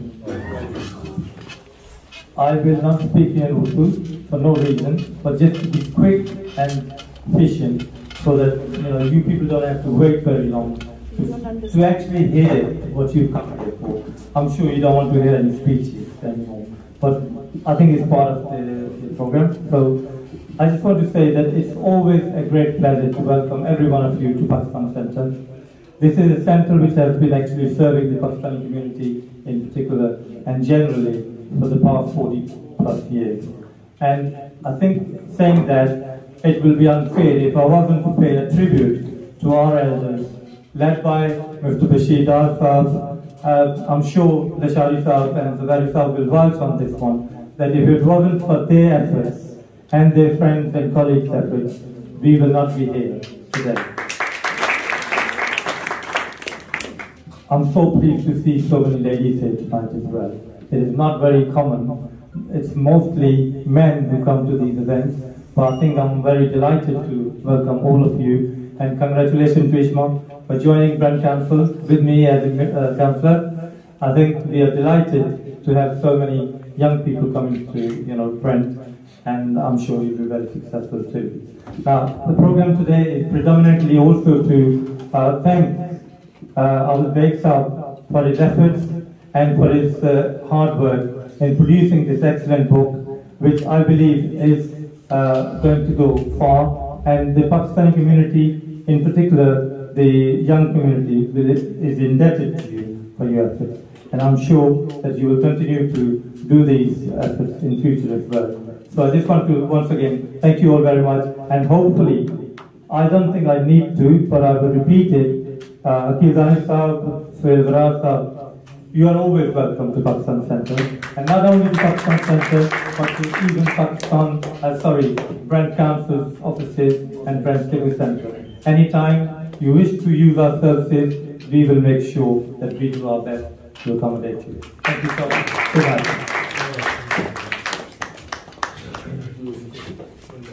बहुत शुक्रिया साहब, आप हमेशा जब भी हमने ब्रांड में कहा, मैंने कहा और उन्होंने प्रोग्राम किया, बल्कि एक दफ़ा तो हमने बहुत ज़बरदस्त जश्न मनाया था और उसमें हिंदुस्तान से पाकिस्तान से भी लोग आए थे और उसको उन्होंने पूरा होस्ट किया था। बहुत ज़बरदस्त खाना भी था, बहुत अच्छी उन्होंने हमें सहूलत दी थी। बहुत बहुत शुक्रिया आपका, एक दफ़ा फिर इनके लिए भरपूर तालियां बजाएंगे। ये हमारे साहबजादे हैं, इनको शौक हमसे ज़्यादा है स्टेज पे आने का, लेकिन ये अपना घूमते रहते हैं। तो दोस्तों, मैं जिस शख्सियत को दावत खिताब देने जा रहा हूँ, ये खतीब से ज्यादा जो है बहुत अच्छे जो है ये मुसले हैं, ये हमें समझाते हैं, बताते हैं, हमें सिखाते हैं, हमसे गपशप भी लगाते हैं, हम गुफ्तगू भी करते हैं, हंसते भी हैं इनकी बातों पर, लेकिन ज्यादातर वक्त ये होता है कि हम सीख के उठते हैं। और ये मेरा अपना मानना है कि मुफ्ती अब्दुल वहाब साहब की जब भी जो भी महफिल होती है वहाँ सीखने का अवसर बहुत ज्यादा होता है। तो मैं दरख्वास्त करूंगा मुफ्ती अब्दुल वहाब साहब से कि तशरीफ लाएं और इस किताब के बारे में अपनी राय का इजहार करें। जनाब मुफ्ती अब्दुल वहाब साहब। बिस्मिल्लाह वस्सलातु वस्सलामु अला रसूलिल्लाह। अस्सलामु अलैकुम वरहमतुल्लाहि वबरकातुहू। आप सब खैरियत से हैं, ठीक ठाक हैं? हमारे उस्ताद मोहतरम सुहेल ज़रार खलील साहब की सदारत में ये प्रोग्राम हो रहा है, तो आप सबको माशाल्लाह जो मेहमान हजरात तशरीफ लाए हैं दुबई से और पाकिस्तान से, तो और भी एक साहब और थे, वो कह रहे थे कि मैं कनाडा शिफ्ट हो रहा हूँ, तो उनको भी और सबको बहुत बहुत सलाम। मैं सुहेल ज़रार खलील का शुक्रिया अदा करता हूँ। सुहेल ज़रार खलील माशाल्लाह बहुत ही प्यारे इंसान हैं। मेरा इनके साथ 2 दफ़ा सफ़र करने का इत्तेफाक हुआ। शुक्र है इन्होंने अभी हम रिसेंटली बोस्निया गए थे, उस सफ़रनामे को और सफ़र को नहीं छेड़ा। तो माशाल्लाह जैसे ये मुझसे सीखते हैं, मैं भी इनसे सीखता हूँ। सुहेल जलाल खलीश साहब की कहते हैं दोस्त का दोस्त दोस्त होता है। तो माशाल्लाह सुहेल जलाल खलीश की एक खुसूसियत ये है कि ये अपने दोस्तों से दोस्तों का तारुफ कराते हैं। तो माशाल्लाह इन्हीं के वास्ते से आबिद अली बेग साहब से सलाम दुआ हुई और दोस्ती हुई, और फिर आबिद अली बेग साहब के साथ एक प्रोग्राम में भी शिरकत करने का मौका मिला टेलीविज़न पे। और अल्हम्दुलिल्लाह जब मैंने इनकी आवाज़ सुनी तो मैंने कहा माशाल्लाह ये तो बड़ी खूबसूरत आवाज़ के मालिक हैं। और फिर इनको और मैंने पढ़ना शुरू किया, रिसर्च किया, तो माशाल्लाह अमीर शख्सियत हैं ये। अल्लाह ताला ने इनको हर फन से नवाजा है, और जितनी खूबसूरत इनकी आवाज़ है उतनी खूबसूरत इनकी शख्सियत है। और माशाल्लाह जिस महफिल में भी होते हैं उस महफिल में चार चांद लगाते हैं। तो असल में इनकी किताब के हवाले से बात करनी थी चंद बातें, और वैसे तो मैं खुद एक तालिब इल्म हूँ। अल्लाह रब्बुल इज़्ज़त ने इंसान को पैदा किया और उसको ज़बान की कुव्वत से नवाजा, अल्फाज अदा किए, अल्लामाहुल बयान। कायनात को अल्लाह ताला ने, देखें हजरत आदम को अपने हाथों से पैदा किया, खलक़तुहु बियदैया, और अल्लाह ताला ने, लेकिन इस कायनात को जो पैदा किया, इज़ा अरादा शैअन अन यक़ूल लहू कुन फयकून। अल्लाह ताला फरमाते हैं कि जब मैं किसी चीज को पैदा करने का इरादा करता हूँ तो लफ्ज़ कुन को इस्तेमाल करता हूँ। तो अल्लाह ताला ने इस कायनात की तख्लीक में भी अल्फाज का इस्तेमाल किया। तो ये अल्फाज जो हैं ये बड़ी तासीर रखते हैं, और अल्फाज जो है वो इंसानों को झंझोड़ के भी रख देते हैं। हजरत फातिमा ज़हरा रज़ी अल्लाह तआला अन्हा के अशार हैं, जरा हाफिज़ सिनान लहल तयामु वला यल्तामु मा जराहल लिसान, कि बाद जख्म ऐसे होते हैं जो तलवारों से लगाए जाते हैं लेकिन वो भर जाते हैं, लेकिन अल्फाजों से लगाए हुए जख्म जो है वो भरते नहीं है। तो अल्फाज का इस्तेमाल इंसान हमेशा से करता रहा है और करता रहेगा। अल्लाह ताला ने इंसानियत की रहनुमाई के लिए पैगंबरों को नाजिल फरमाया, और किताबों को भी अल्लाह ताला ने नाजिल फरमाया। अल्लाह ताला ने मुख्तलिफ किताबें नाजिल फरमाई, और कुरान पाक अल्लाह ताला ने नाजिल फरमाया। और कुरान पाक को अल्लाह ताला ने फरमाया कि इन्ना अंज़लनाहु कुरानन अरबिय्या, कि हमने कुरान को अरबी ज़बान में नाजिल किया, लअल्लकुम ताक़िलून, ताकि तुम समझ सको। तो ये कमाल अल्लाह ताला ने अरबी ज़बान को अता फरमाया कि अरबी ज़बान जो है वो कुरान की ज़बान है। अरबी ज़बान में कुरान नाजिल हुआ, और इस वक्त दुनिया के अंदर बहुत से ममालिक के अंदर अरबी ज़बान बोली जाती है, और अरबी ज़बान सफ़र करते करते जो है वो अफ्रीका के जंगलों तक पहुंची। लेकिन जब अरबी ज़बान की बात होती है तो कहा जाता है कि अरबी ज़बान जो है मग़लूबा है सुरियानी ज़बान का और इब्रानी ज़बान का, और ये सामी लैंग्वेजेस हैं। लेकिन अल्लाह ताला ने अरबी ज़बान को एक ख़ास अहमियत अता फरमाई। फिर जब हम बात करते हैं उर्दू की, तो अक्सर कहा जाता है कि उर्दू ज़बान जो है वो मग़लूबा है फारसी और अरबी का, संस्कृत, और संस्कृत एक मुस्तकिल एक ज़बान है। लेकिन क्योंकि अरबी हमारा जो उर्दू है, हमारे उर्दू के जो हुरूफ अबजद हैं वो फारसी और अरबी से निकले हैं। एक जगह मेरा जाना हुआ, वहां पर मैंने अलिफ बा ता सा जब कहा तो उन्होंने कहा भाई आप जो है वो आपको उर्दू नहीं आती है, आपने जो है वो गलत उर्दू पढ़ी है, बोली है। मैंने क्यों? कहा कि जी अलिफ बे ते से होता है, आपने बा ता सा कहा। मैंने कहा मेरे भाई वो उर्दू है या अरबी है? तो आप देखिए फारसी और उर्दू के जो हुरूफ अबजद हैं वो सेम है। तो ये अक्सर कहा जाता है कि भाई उर्दू ज़बान जो है वो इसका मग़लूबा है। देखें जैसे अरबी ज़बान कुरान नाजिल हुआ और किताबें भी नाजिल हुई, लेकिन ये कमाल मुसलमानों को जाता है कि उन्होंने कुरान के साथ साथ एक और इल्म तख्लीक किया जिसको इल्म तफसीर कहा जाता है। कुरान तो एक किताब है जो अल्लाह की नाज़िलशुदा है, लेकिन आज तक हजारों तफासीर की किताबें लिखी जा चुकी हैं। ये कमाल किसको जाता है? मुसलमानों को जाता है। आपके सामने तौराह है, ज़बूर है, इंजील है और वेद है और किताबें हैं, लेकिन आप दिखाएं, मैं चैलेंज करता हूं, दिखाएं कि कुरान की जितनी तफासीर लिखी हैं और लिखी जा चुकी हैं और अभी मौजूदा दौर में है, कोई और एक किताब के बारे में बताएं। इसी तरीके से सिर्फ इल्म तफसीर नहीं और हदीस, जिस तरह से मुसलमानों को ये अल्लाह ताला ने एक खास मकाम दिया कि हुजूर के एक एक अकवाल को, अफ़आल को, हुजूर के चलने को, फिरने को, बैठने को, लेटने को, खाने को, हर चीज को जमा कर दिया और वो हमारे सामने मौजूद है अहादीस की सूरत के अंदर। और फिर उन अहादीस की जो है वो शरह मोहता इमाम मालिक जो है हमारे उस्ताद और शेख हज़रत मौलाना ज़करिया रहमतुल्लाह अलैह ने लिखी और उसकी शरह लिखी 32 जिल्दों के अंदर, 32 जिल्दों के अंदर।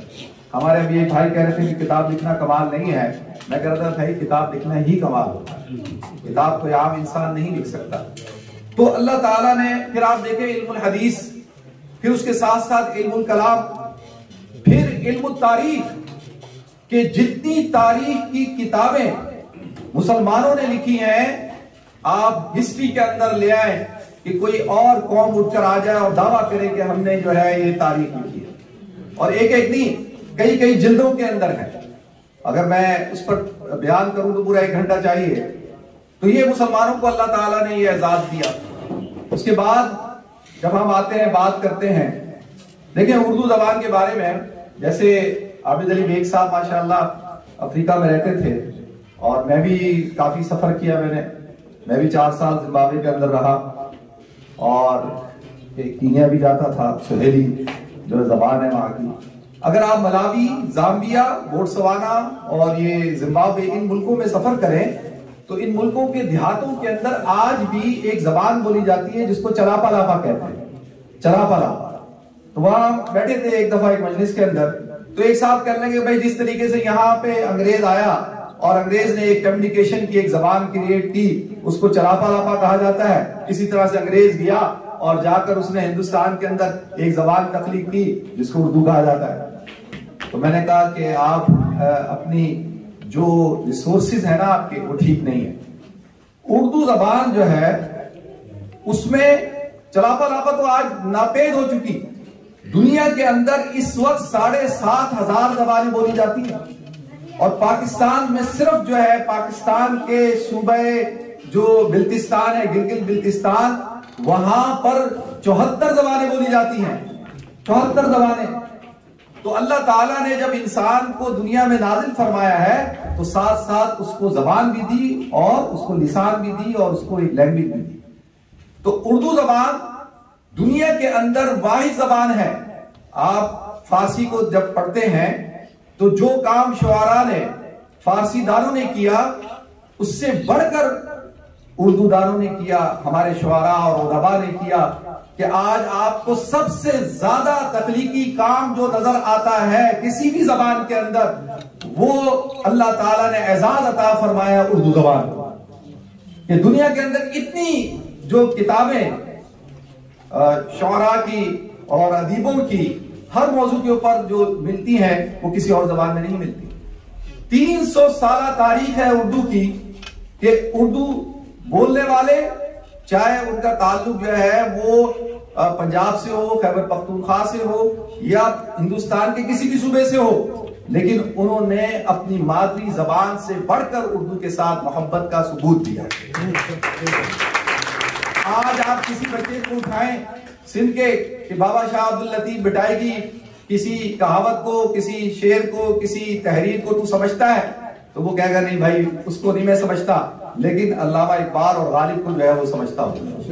तो ये सारा क्रेडिट किसको जाता है? ये क्रेडिट जाता है हमारे शुआरा को।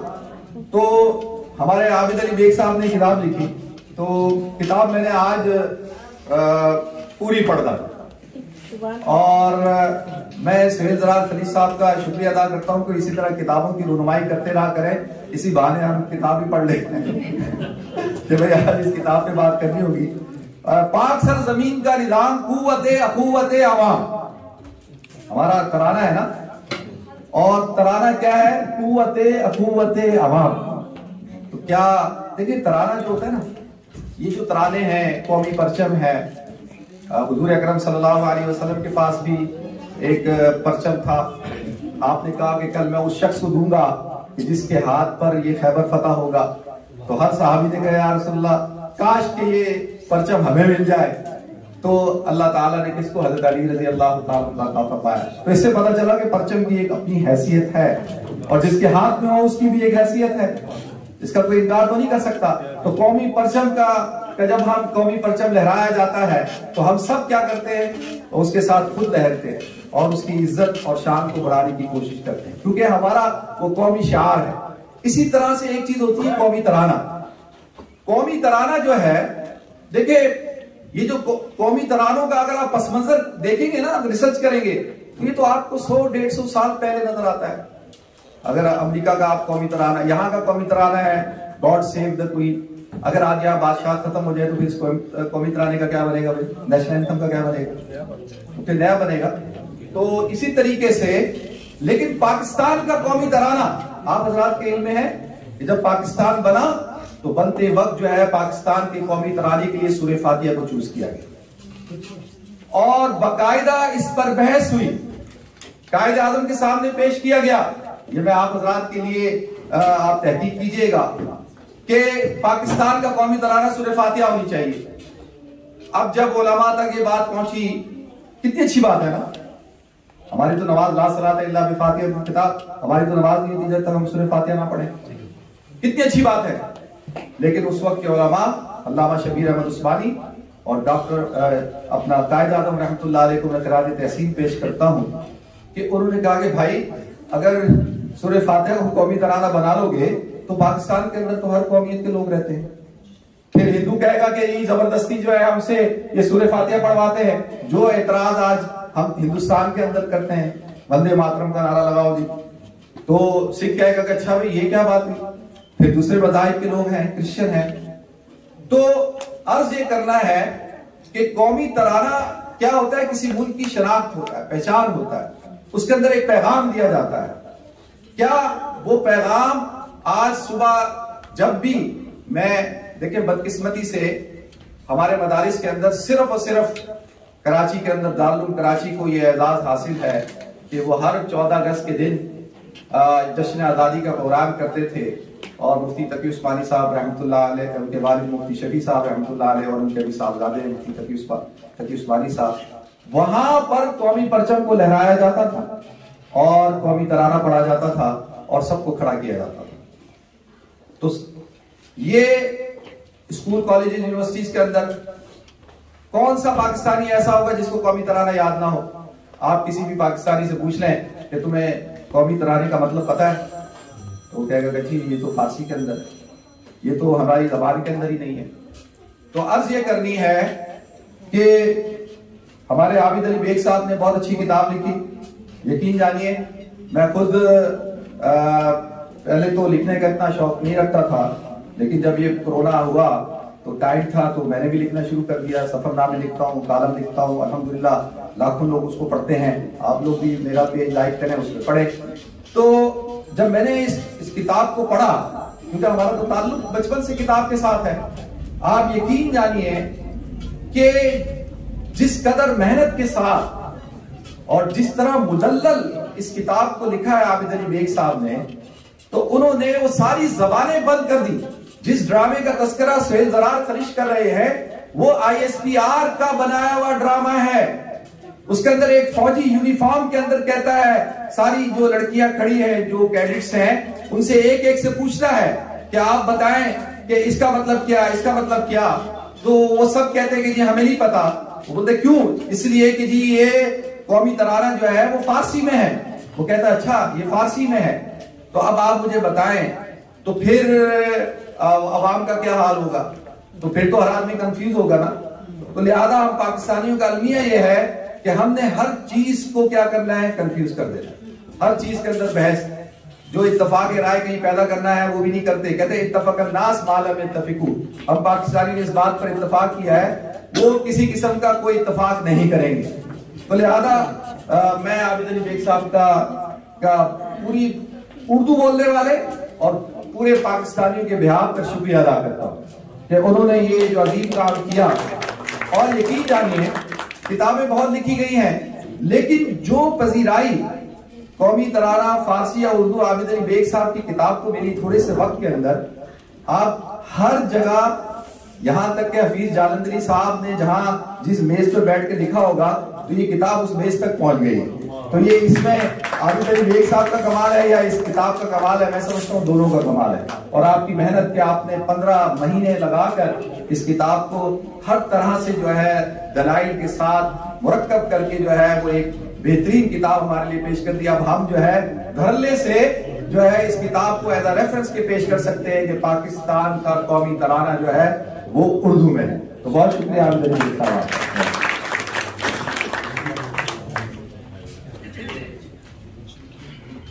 बहुत शुक्रिया मुफ्ती साहब। कोविड पॉजिटिव होने का सबसे बड़ा फायदा ये हुआ, मतलब जितने अरसे रहा किसी को नहीं है, लेकिन मैं कह रहा हूँ कि उस अरसे में 15 महीने के अरसे में ये किताब मुरतब की गई। तो मैं चाहता हूँ कि एक दफा भरपूर ताली आबिद अली बेग साहब के लिए। किसी को पॉजिटिव नहीं हुआ, मैं एक बात कह रहा हूँ।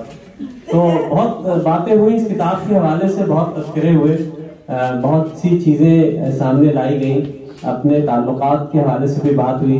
अब मैं चाहूंगा कि साहिब किताब आए और इस किताब के बारे में अपने ख्यालात का भी इजहार करें और ये भी बताएं कि किताब लिखने की इन्हें जरूरत क्यों पेश आई। वैसे तो इस किताब में मौजूद है, लेकिन आपकी भरपूर तालियों में मैं दरख्वास्त करूंगा आबिद अली बेग साहब की तशरीफ लाए अपनी किताब के बारे में बात करें।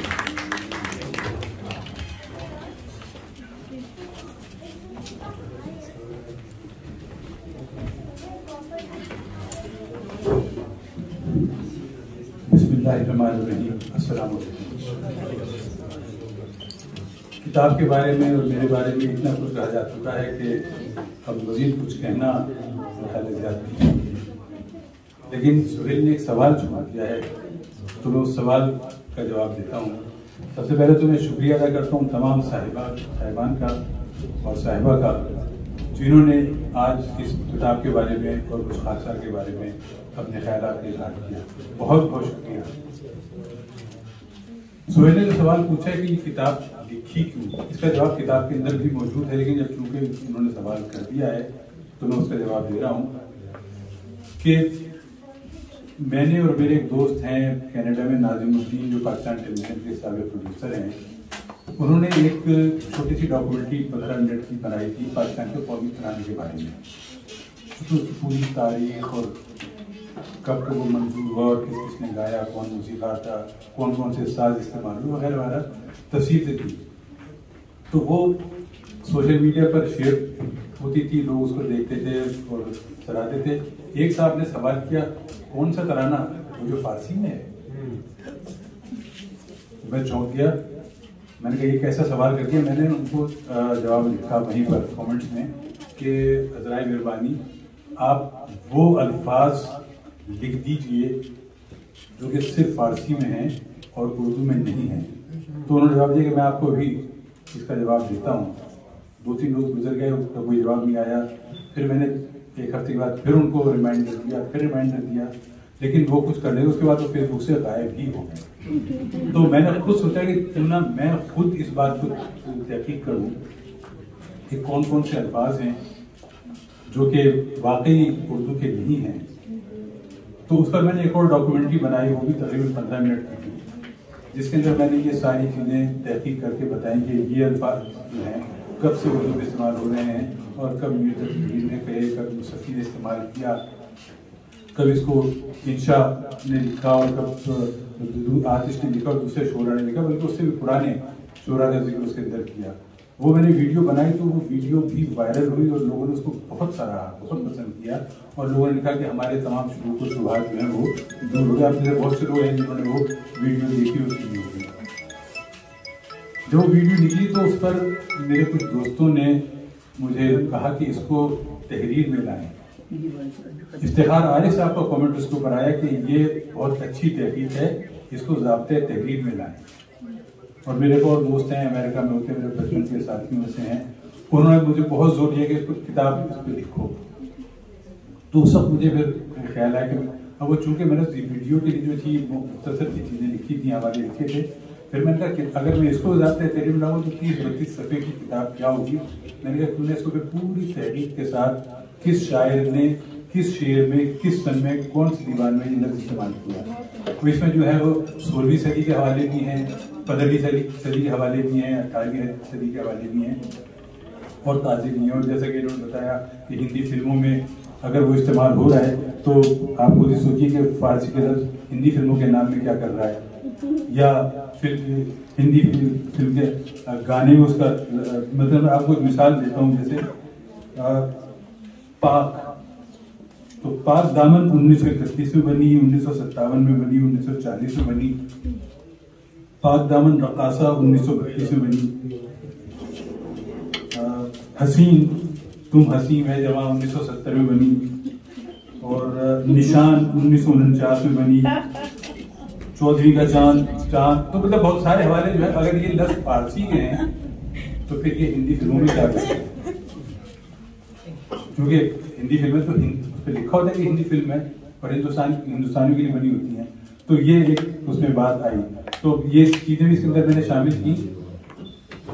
फिर ये जब सोशल मीडिया पर एक डाली तो लोग, बहुत सारे लोगों ने कमेंट्स किए, बहुत सारे पता लगे। एक बहुत अच्छा कमेंट जो मुझे लगा वो मैं आपके साथ शेयर करना चाहता हूँ। हमारी एक अजीजा है, इस्लामाबाद गवर्नमेंट कॉलेज की प्रिंसिपल होकर रिटायर हुई हैं। उन्होंने लिखा, जिन्हें उर्दू नहीं आती वो समझते हैं कि ये फारसी में है।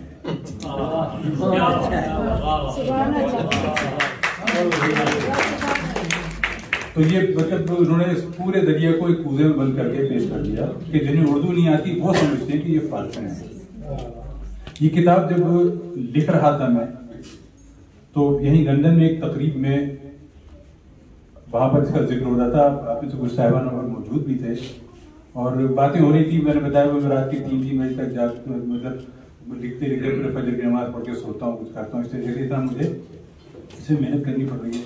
तो एक साहब जो मुझसे सीनियर है उन्होंने कहा, अगर आप इस वक्त में इबादत कर लेते तो शायद कुछ मैं गड़बड़ा गया।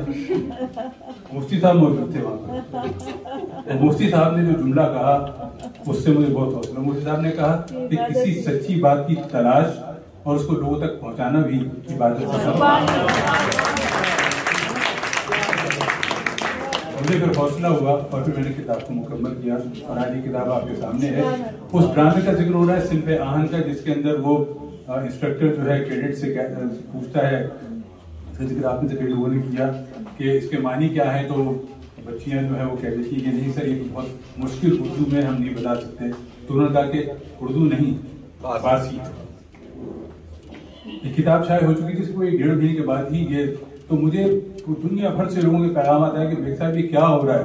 आपने जो किताब लिखी वहाँ तो वो फौजी इंस्ट्रक्टर बता रहा है ISPR के ड्रामे में फारसी में, उसमें बड़ी खलबली मची, लोगों ने बहुत उसका शोर मचाया। किताब DGI SPR तक पहुँचाई गई, उस ड्रामे के प्रोड्यूसर तक पहुँचाई गई, पता नहीं राइटर तक पहुँच सकी या नहीं पहुँचेगी मुझे नहीं मालूम।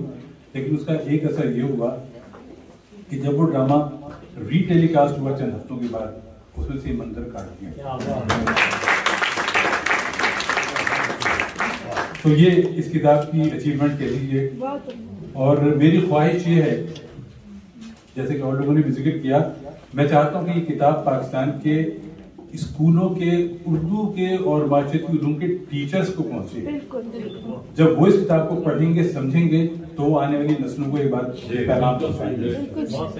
उसके लिए हम तो अपनी तरफ से कोशिश कर रहे हैं, आप सब लोग भी उसमें पार्टिसिपेट कर सकते हैं। जैसा सुहेल ऐलान किया था कि अगर आप किताब यहाँ से लें और 20 पाउंड दें तो एक किताब आपको यहाँ मिलेगी और 2 किताबें आपकी तरफ से पाकिस्तान के किसी इदारे लाइब्रेरी को पहुँचाई जाएगी।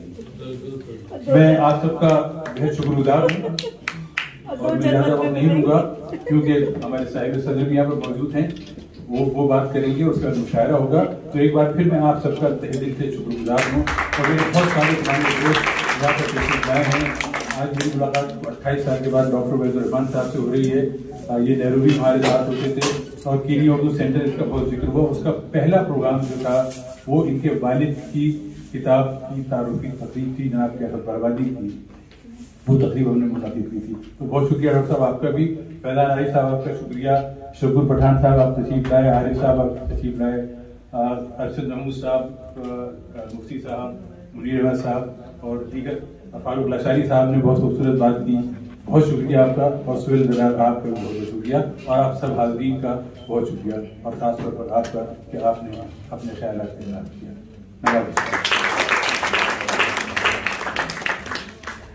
बहुत शुक्रिया आबिद भाई। इंशाल्लाह ये किताब आप देखिएगा। एक साहब हम एक तकरीब में थे, वहाँ किसी साहब ने आबिद अली बेग साहब की तारीफ और तौसीफ बयान करना शुरू की और उन्होंने कहा ये किताब इतनी मशहूर हुई है कि हिंदुस्तान तक पहुँच गई है।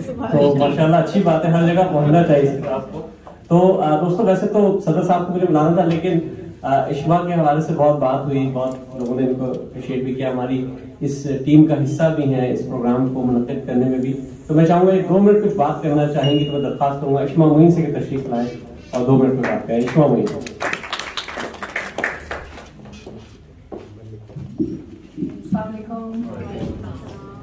बस थैंक यू वेरी मच, इतना ज़्यादा आप सबकी हौसला अफजाई का, और मेरे साथ इतने ज़्यादा ये जो लीडर्स और मेरे मेंटर्स हैं यहाँ पे, जिन्होंने हमेशा इतनी हौसला अफजाई करी और कहा कि पाकिस्तानी औरतें भी जो मर्द कर रहे हैं वो हम सब भी कर सकते हैं, बिल्कुल है। अच्छा, ज़्यादा टाइम इन लोगों की छोटी सी जब इन सब की बातें सुनी और कॉपी कराने से, तो मेरा कोई पॉलिटिक्स से ताल्लुक नहीं ज़्यादा।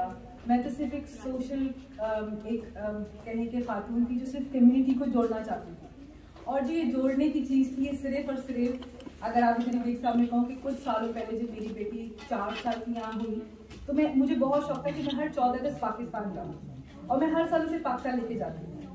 तो मुझे होता था कि अब जब जाहिर बात है स्कूल हो गया, रिसेप्शन क्लास आ गई, फिर तो इम्पॉसिबल है, आप तो छुट्टी नहीं ले सकते। और अगर ऑब्वियसली कि अगर आप समर हॉलीडेज हैं, लॉट्स ऑफ थिंग्स के फैमिली है, मैं सोचा यहाँ पे क्यों ना मैं 14 अगस्त करना शुरू कर दूँ, मैं छोटे छोटे 14 अगस्त के इवेंट करूँ। फिर मुझे शौक आया कि मेरी बेटी तराना पढ़े, और फिर क्यों सिर्फ मेरी बेटी तराना क्यों सीखे, सारे मुसलमान और पाकिस्तानी बच्चे यहाँ तराने सीखें। तो मेरा जो लगाव पॉलिटिक्स से हुआ कहीं के 7-8 साल पहले, अब माशाल्लाह 12 साल की है, तो इस तराने के साथ जो मेरी अटैचमेंट थी कि जो मैं हर जगह खड़ी होकर मुझे कि मैं झंडा पकड़ूं और तराना पढ़ना शुरू कर दूँ। जो तराना ने बात की तो मुझे अपना टाइम याद आ रहा कि वो सारे मिली नगमे अलग, लेकिन जो तराने से मोहब्बत है ना वो दिल के साथ बहुत अजीज है।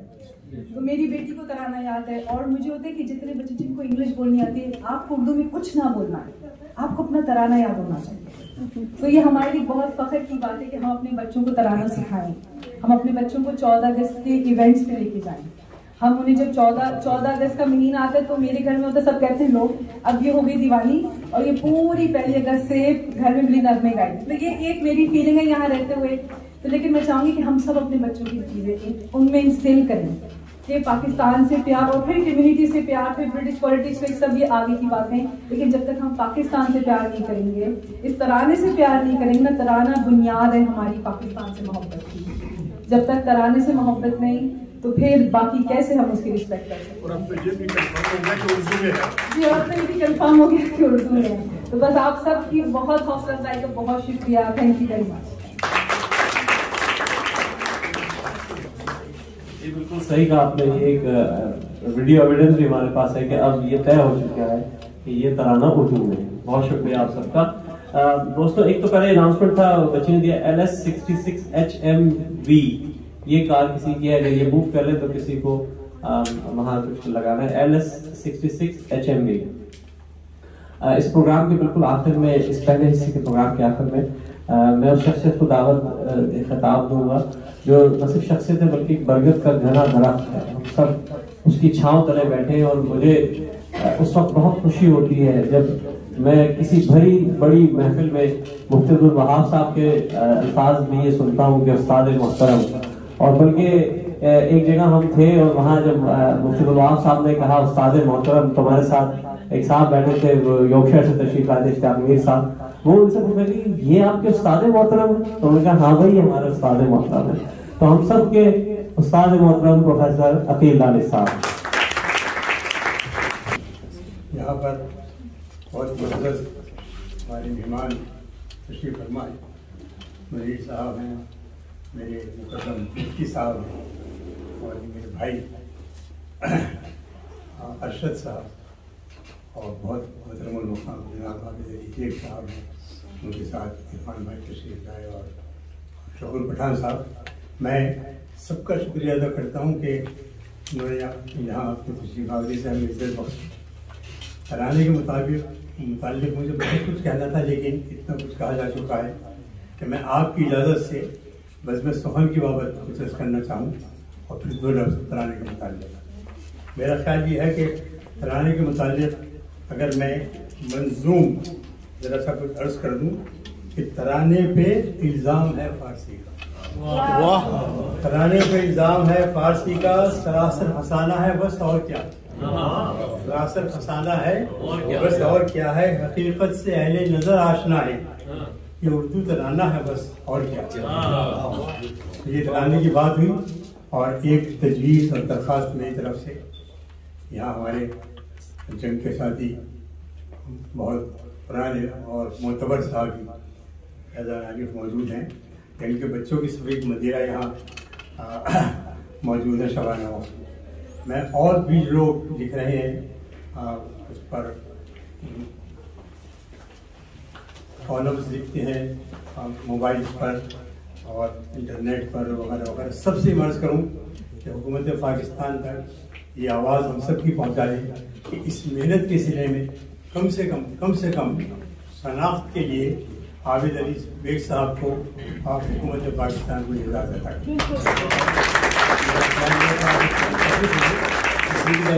बात ही है, सिर्फ हमारी बात नहीं है बल्कि आने वाली नस्लों तक ये किताब अगर हमारे असातिज़ा के ज़रिए या और दूसरे इदारों के ज़रिए पहुँचेगी तो ये कई नस्लों तक इसका कारनामा होगा और ये मालूम होगा कि हमारी वो ज़बान है। देखिए, लोग कहते हैं कि आपने आसान ज़बान में तराना क्यों नहीं लिखा। इसके सिलसिले में एक बात और अर्ज करता चलूँ, शायद लोगों के लिए नहीं हो। कई साल तक पाकिस्तान में सिलसिला रहा कि जगन्नाथ आज़ाद ने ये तराना लिखा पाकिस्तान, लेकिन जब वो यहाँ तशरीफ लाए तो फिर उन्होंने वजाहत की कि मैंने एक नज़म लिखी थी और रेडियो पाकिस्तान से नशर हुई थी, वो पाकिस्तान के वजूद में आने के पहले ही साल, लेकिन लोगों ने समझा कि शायद ये तराना पाकिस्तान है, तराना पाकिस्तान मैंने लिखा, वरना एक मुस्तकिल ख्याल करो होगा। जगन्नाथ आज़ाद ने पाकिस्तान का तराना लिखा लेकिन उसकी वजाहत हो गई। तो मैं सबसे गुजारिश करूँ कि ये आवाज़ हमारी हमारे मुल्क तक पहुँच जाए, क्योंकि ये सिर्फ एक किताब नहीं है, ये एक दस्तावेज़ है हमारी नस्लों तक जाने के लिए कि कितनी मेहनत से कितने अल्फाज को इस्तेमाल करके ये तराना हमारे लहू में दौड़ाया गया। आप देखें कि अगर सिर्फ इसकी आप मौसीकी पर तवज्जो दें, उस वक्त भी आदमी को रोंगटे खड़े होते हैं कि ये मौसीकी मेरे तराने के चार अल्फाज हो या ना हो। तो ये तराने की बात हुई और मैंने जो कुछ जिस पर लिखा था वो किताब में भी लिख दिया है और मैं उसे इस वक्त छोड़ रहा हूँ अपने मजमून को, किसी के किताब में भी आप पढ़ लेंगे और वक्त भी बहुत है। ये पहला हिस्सा था इस बज़्म का। मैं बज़्म सुखन की बाबत कुछ अर्ज़ करना चाहता हूँ। सुहेल ज़र्रार साहब ने तलाश की कि कोई ऐसा आदमी मुझे मिल जाए कि मैं उसे बिठा दूँ लाकर स्टेज पर और काम में करूँ। बहुत तलाश किया तो सबसे ज्यादा मोहम्मद आदमी को मैं नजर आया है मुझे स्टेज पर यूं मेरे बालों में चांदी आ गई। तो सिलसिला ये है कि ये बज़्म सुखन जो है वह सिंध मेरी दरदार खलीद का दूसरा नाम है। हर संत हो रही है किसी अंजुमन की बात, सरो समन की बात और अर्ज़ वतन की बात। आपने देखा सबने अर्ज़ वतन की बात की। अब कारवान शेर को मंजिल नहीं मिली, आती है जुबान के सुखन की बात। सुहेल ने एक कारनामा और किया है। हमारे एक साथी हर महीने एक किसी की गजल लेकर और उस पर और लोगों से गजल लिखवाते हैं और ये सिलसिला नई टेक्नोलॉजी पूरी दुनिया में वहाँ से लोग उस मसले पर नज़में लिखते हैं और एक दूसरे से बातचीत करते हैं। सुखनवरों को दिया बात कहने का मौका, सुखनवरों को दिया बात कहने का मौका, गजल से सच्ची मोहब्बत की इब्तिदा की है। सभी की ताज़ा गजल फेसबुक पे आती है, खलिश ने एक रिवायत की इब्तिदा की और फिर खलिश ने जिस तरह की महफिलें सजाई हैं, हमारे भाई बशर साहब ने हमेशा मदद की हमारी और बड़ा बैनुल-अक़वामी मुशायरे का इनकाद उनकी तवज्जुह से और उनकी मदद से हुआ ब्रेन टाउन हॉल में। वो यादगार है हमारी तारीख में। सुहेल के लिए दुलब्स के मौसम बेफैज को सर्वो समन करते हैं आप, मौसम बेफैज को सर्वो समन करते हैं आप, गुनगुनाए तंगनाए जहन को रश्के चमन करते हैं आप। आपकी खिदमत के कायल हैं सब भाई सुहेल, मुद्दतों से खिदमत शेर व सुखन सुखन की इब्तिदा हुई इस्लाम चैनल उर्दू के प्रोग्राम से और उसके बाद ये हमारे जमात फोरम के भाई यहाँ मौजूद हैं, इनकी भी ताउन से और लोगों के ताउन से ये शहर में आ गए। आबिद साहब इसके तासीसी रुकन में से एक है। जब यहाँ तशरीफ लाए और वो उस वक्त हांगकॉन्ग में थे तो उस वक्त इसकी इब्तिदा हुई और उसके बाद क़राए फ़ाल बना के मैं ये सिलसिला यहाँ शुरू हुआ। मैं सरपरस्त नहीं हूँ भाई, मैं इसका खादी हूँ। और हमेशा आप ये समझ लें कि ये सिर्फ नाम जो है ये सिर्फ देखने के लिए, दिखाने के लिए होता है, काम और लोग ही करते हैं। और मेरे साथ भी यही सिलसिला है कि इससे मेरा ताल्लुक है, मुझे थोड़ा फ़ख्र है। हमारी बस में एक काम और किया है, वो काम ये है कि बहुत से लोगों को शेर कहते थे, उनकी हिम्मत दिलाई है कि आप शेर कहें, थोड़ा सा मुताला अपना बढ़ाएं, कुछ लोगों से मशवरा लें। तो अब इस वक्त ये है कि इजाज़ है ये बज़्म सुखन का क्या तरफ पैदा हुए हैं आज सुखन और मैन है। आप 4-5 साहब को यहाँ सुनेंगे, वो इसी बज़्म सुखन की हिम्मत दिलाने से उन्होंने इसको कहने शुरू किया। मैं समझता हूँ कि सिलसिला जारी रहना चाहिए। आप लोग हमेशा यहाँ तशरीफ़ लाते हैं सिर्फ उर्दू सुनने के लिए, मुशायरा सुनने के लिए। मीर ने कहा था कि हम हुए, तुम हुए कि मीर हुए, एक ही जुल्फ़ की असीर हुए।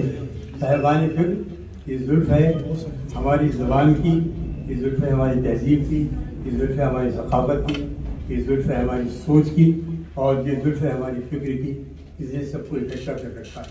आप देखें पूरी दुनिया में, न सिर्फ हिंदुस्तान बल्कि पाकिस्तान, जगह जगह लोग उर्दू में बात करते हैं, उर्दू सुनना पसंद करते हैं, उर्दू की महफिलें सजाते हैं।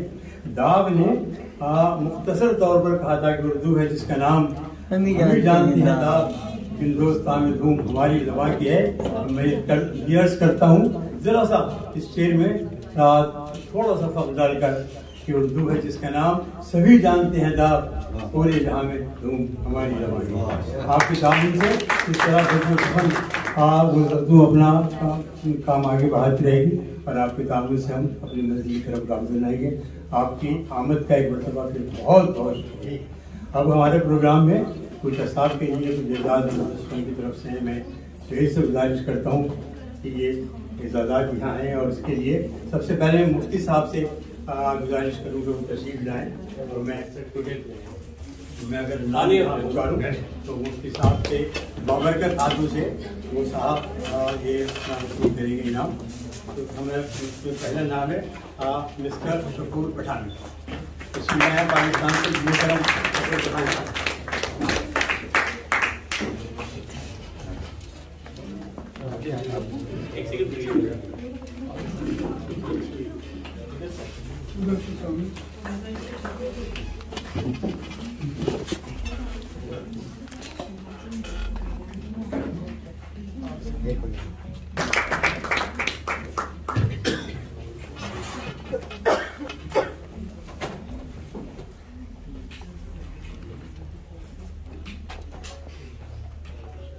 Thank you.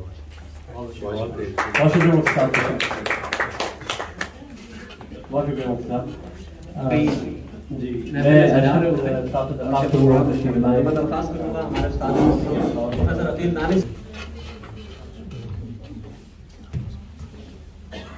हिंदुस्तान से तशरीफ लाए हैं, लखनऊ से। अगले जो हमारा मुशायरे का हिस्सा होगा उसके मेहमान खुसूसी भी होंगे, हमारी दावत में आए हैं, तशरीफ लाए हैं। दरख्वास्त करूँगा सलीम शिराजी साहब से तशरीफ लाए।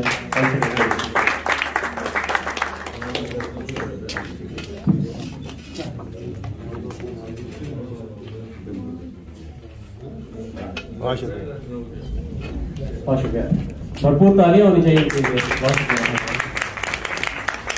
एक और सर्टिफिकेट है, पाकिस्तान से तशरीफ लाई हैं, हमारी मेहमान एजाजी हैं इस तकरीब की, बहुत अच्छी शायरा है जनाब खालिदा उज़मा साहब, आपसे दरख्वास्त से तशरीफ लाई प्लीज।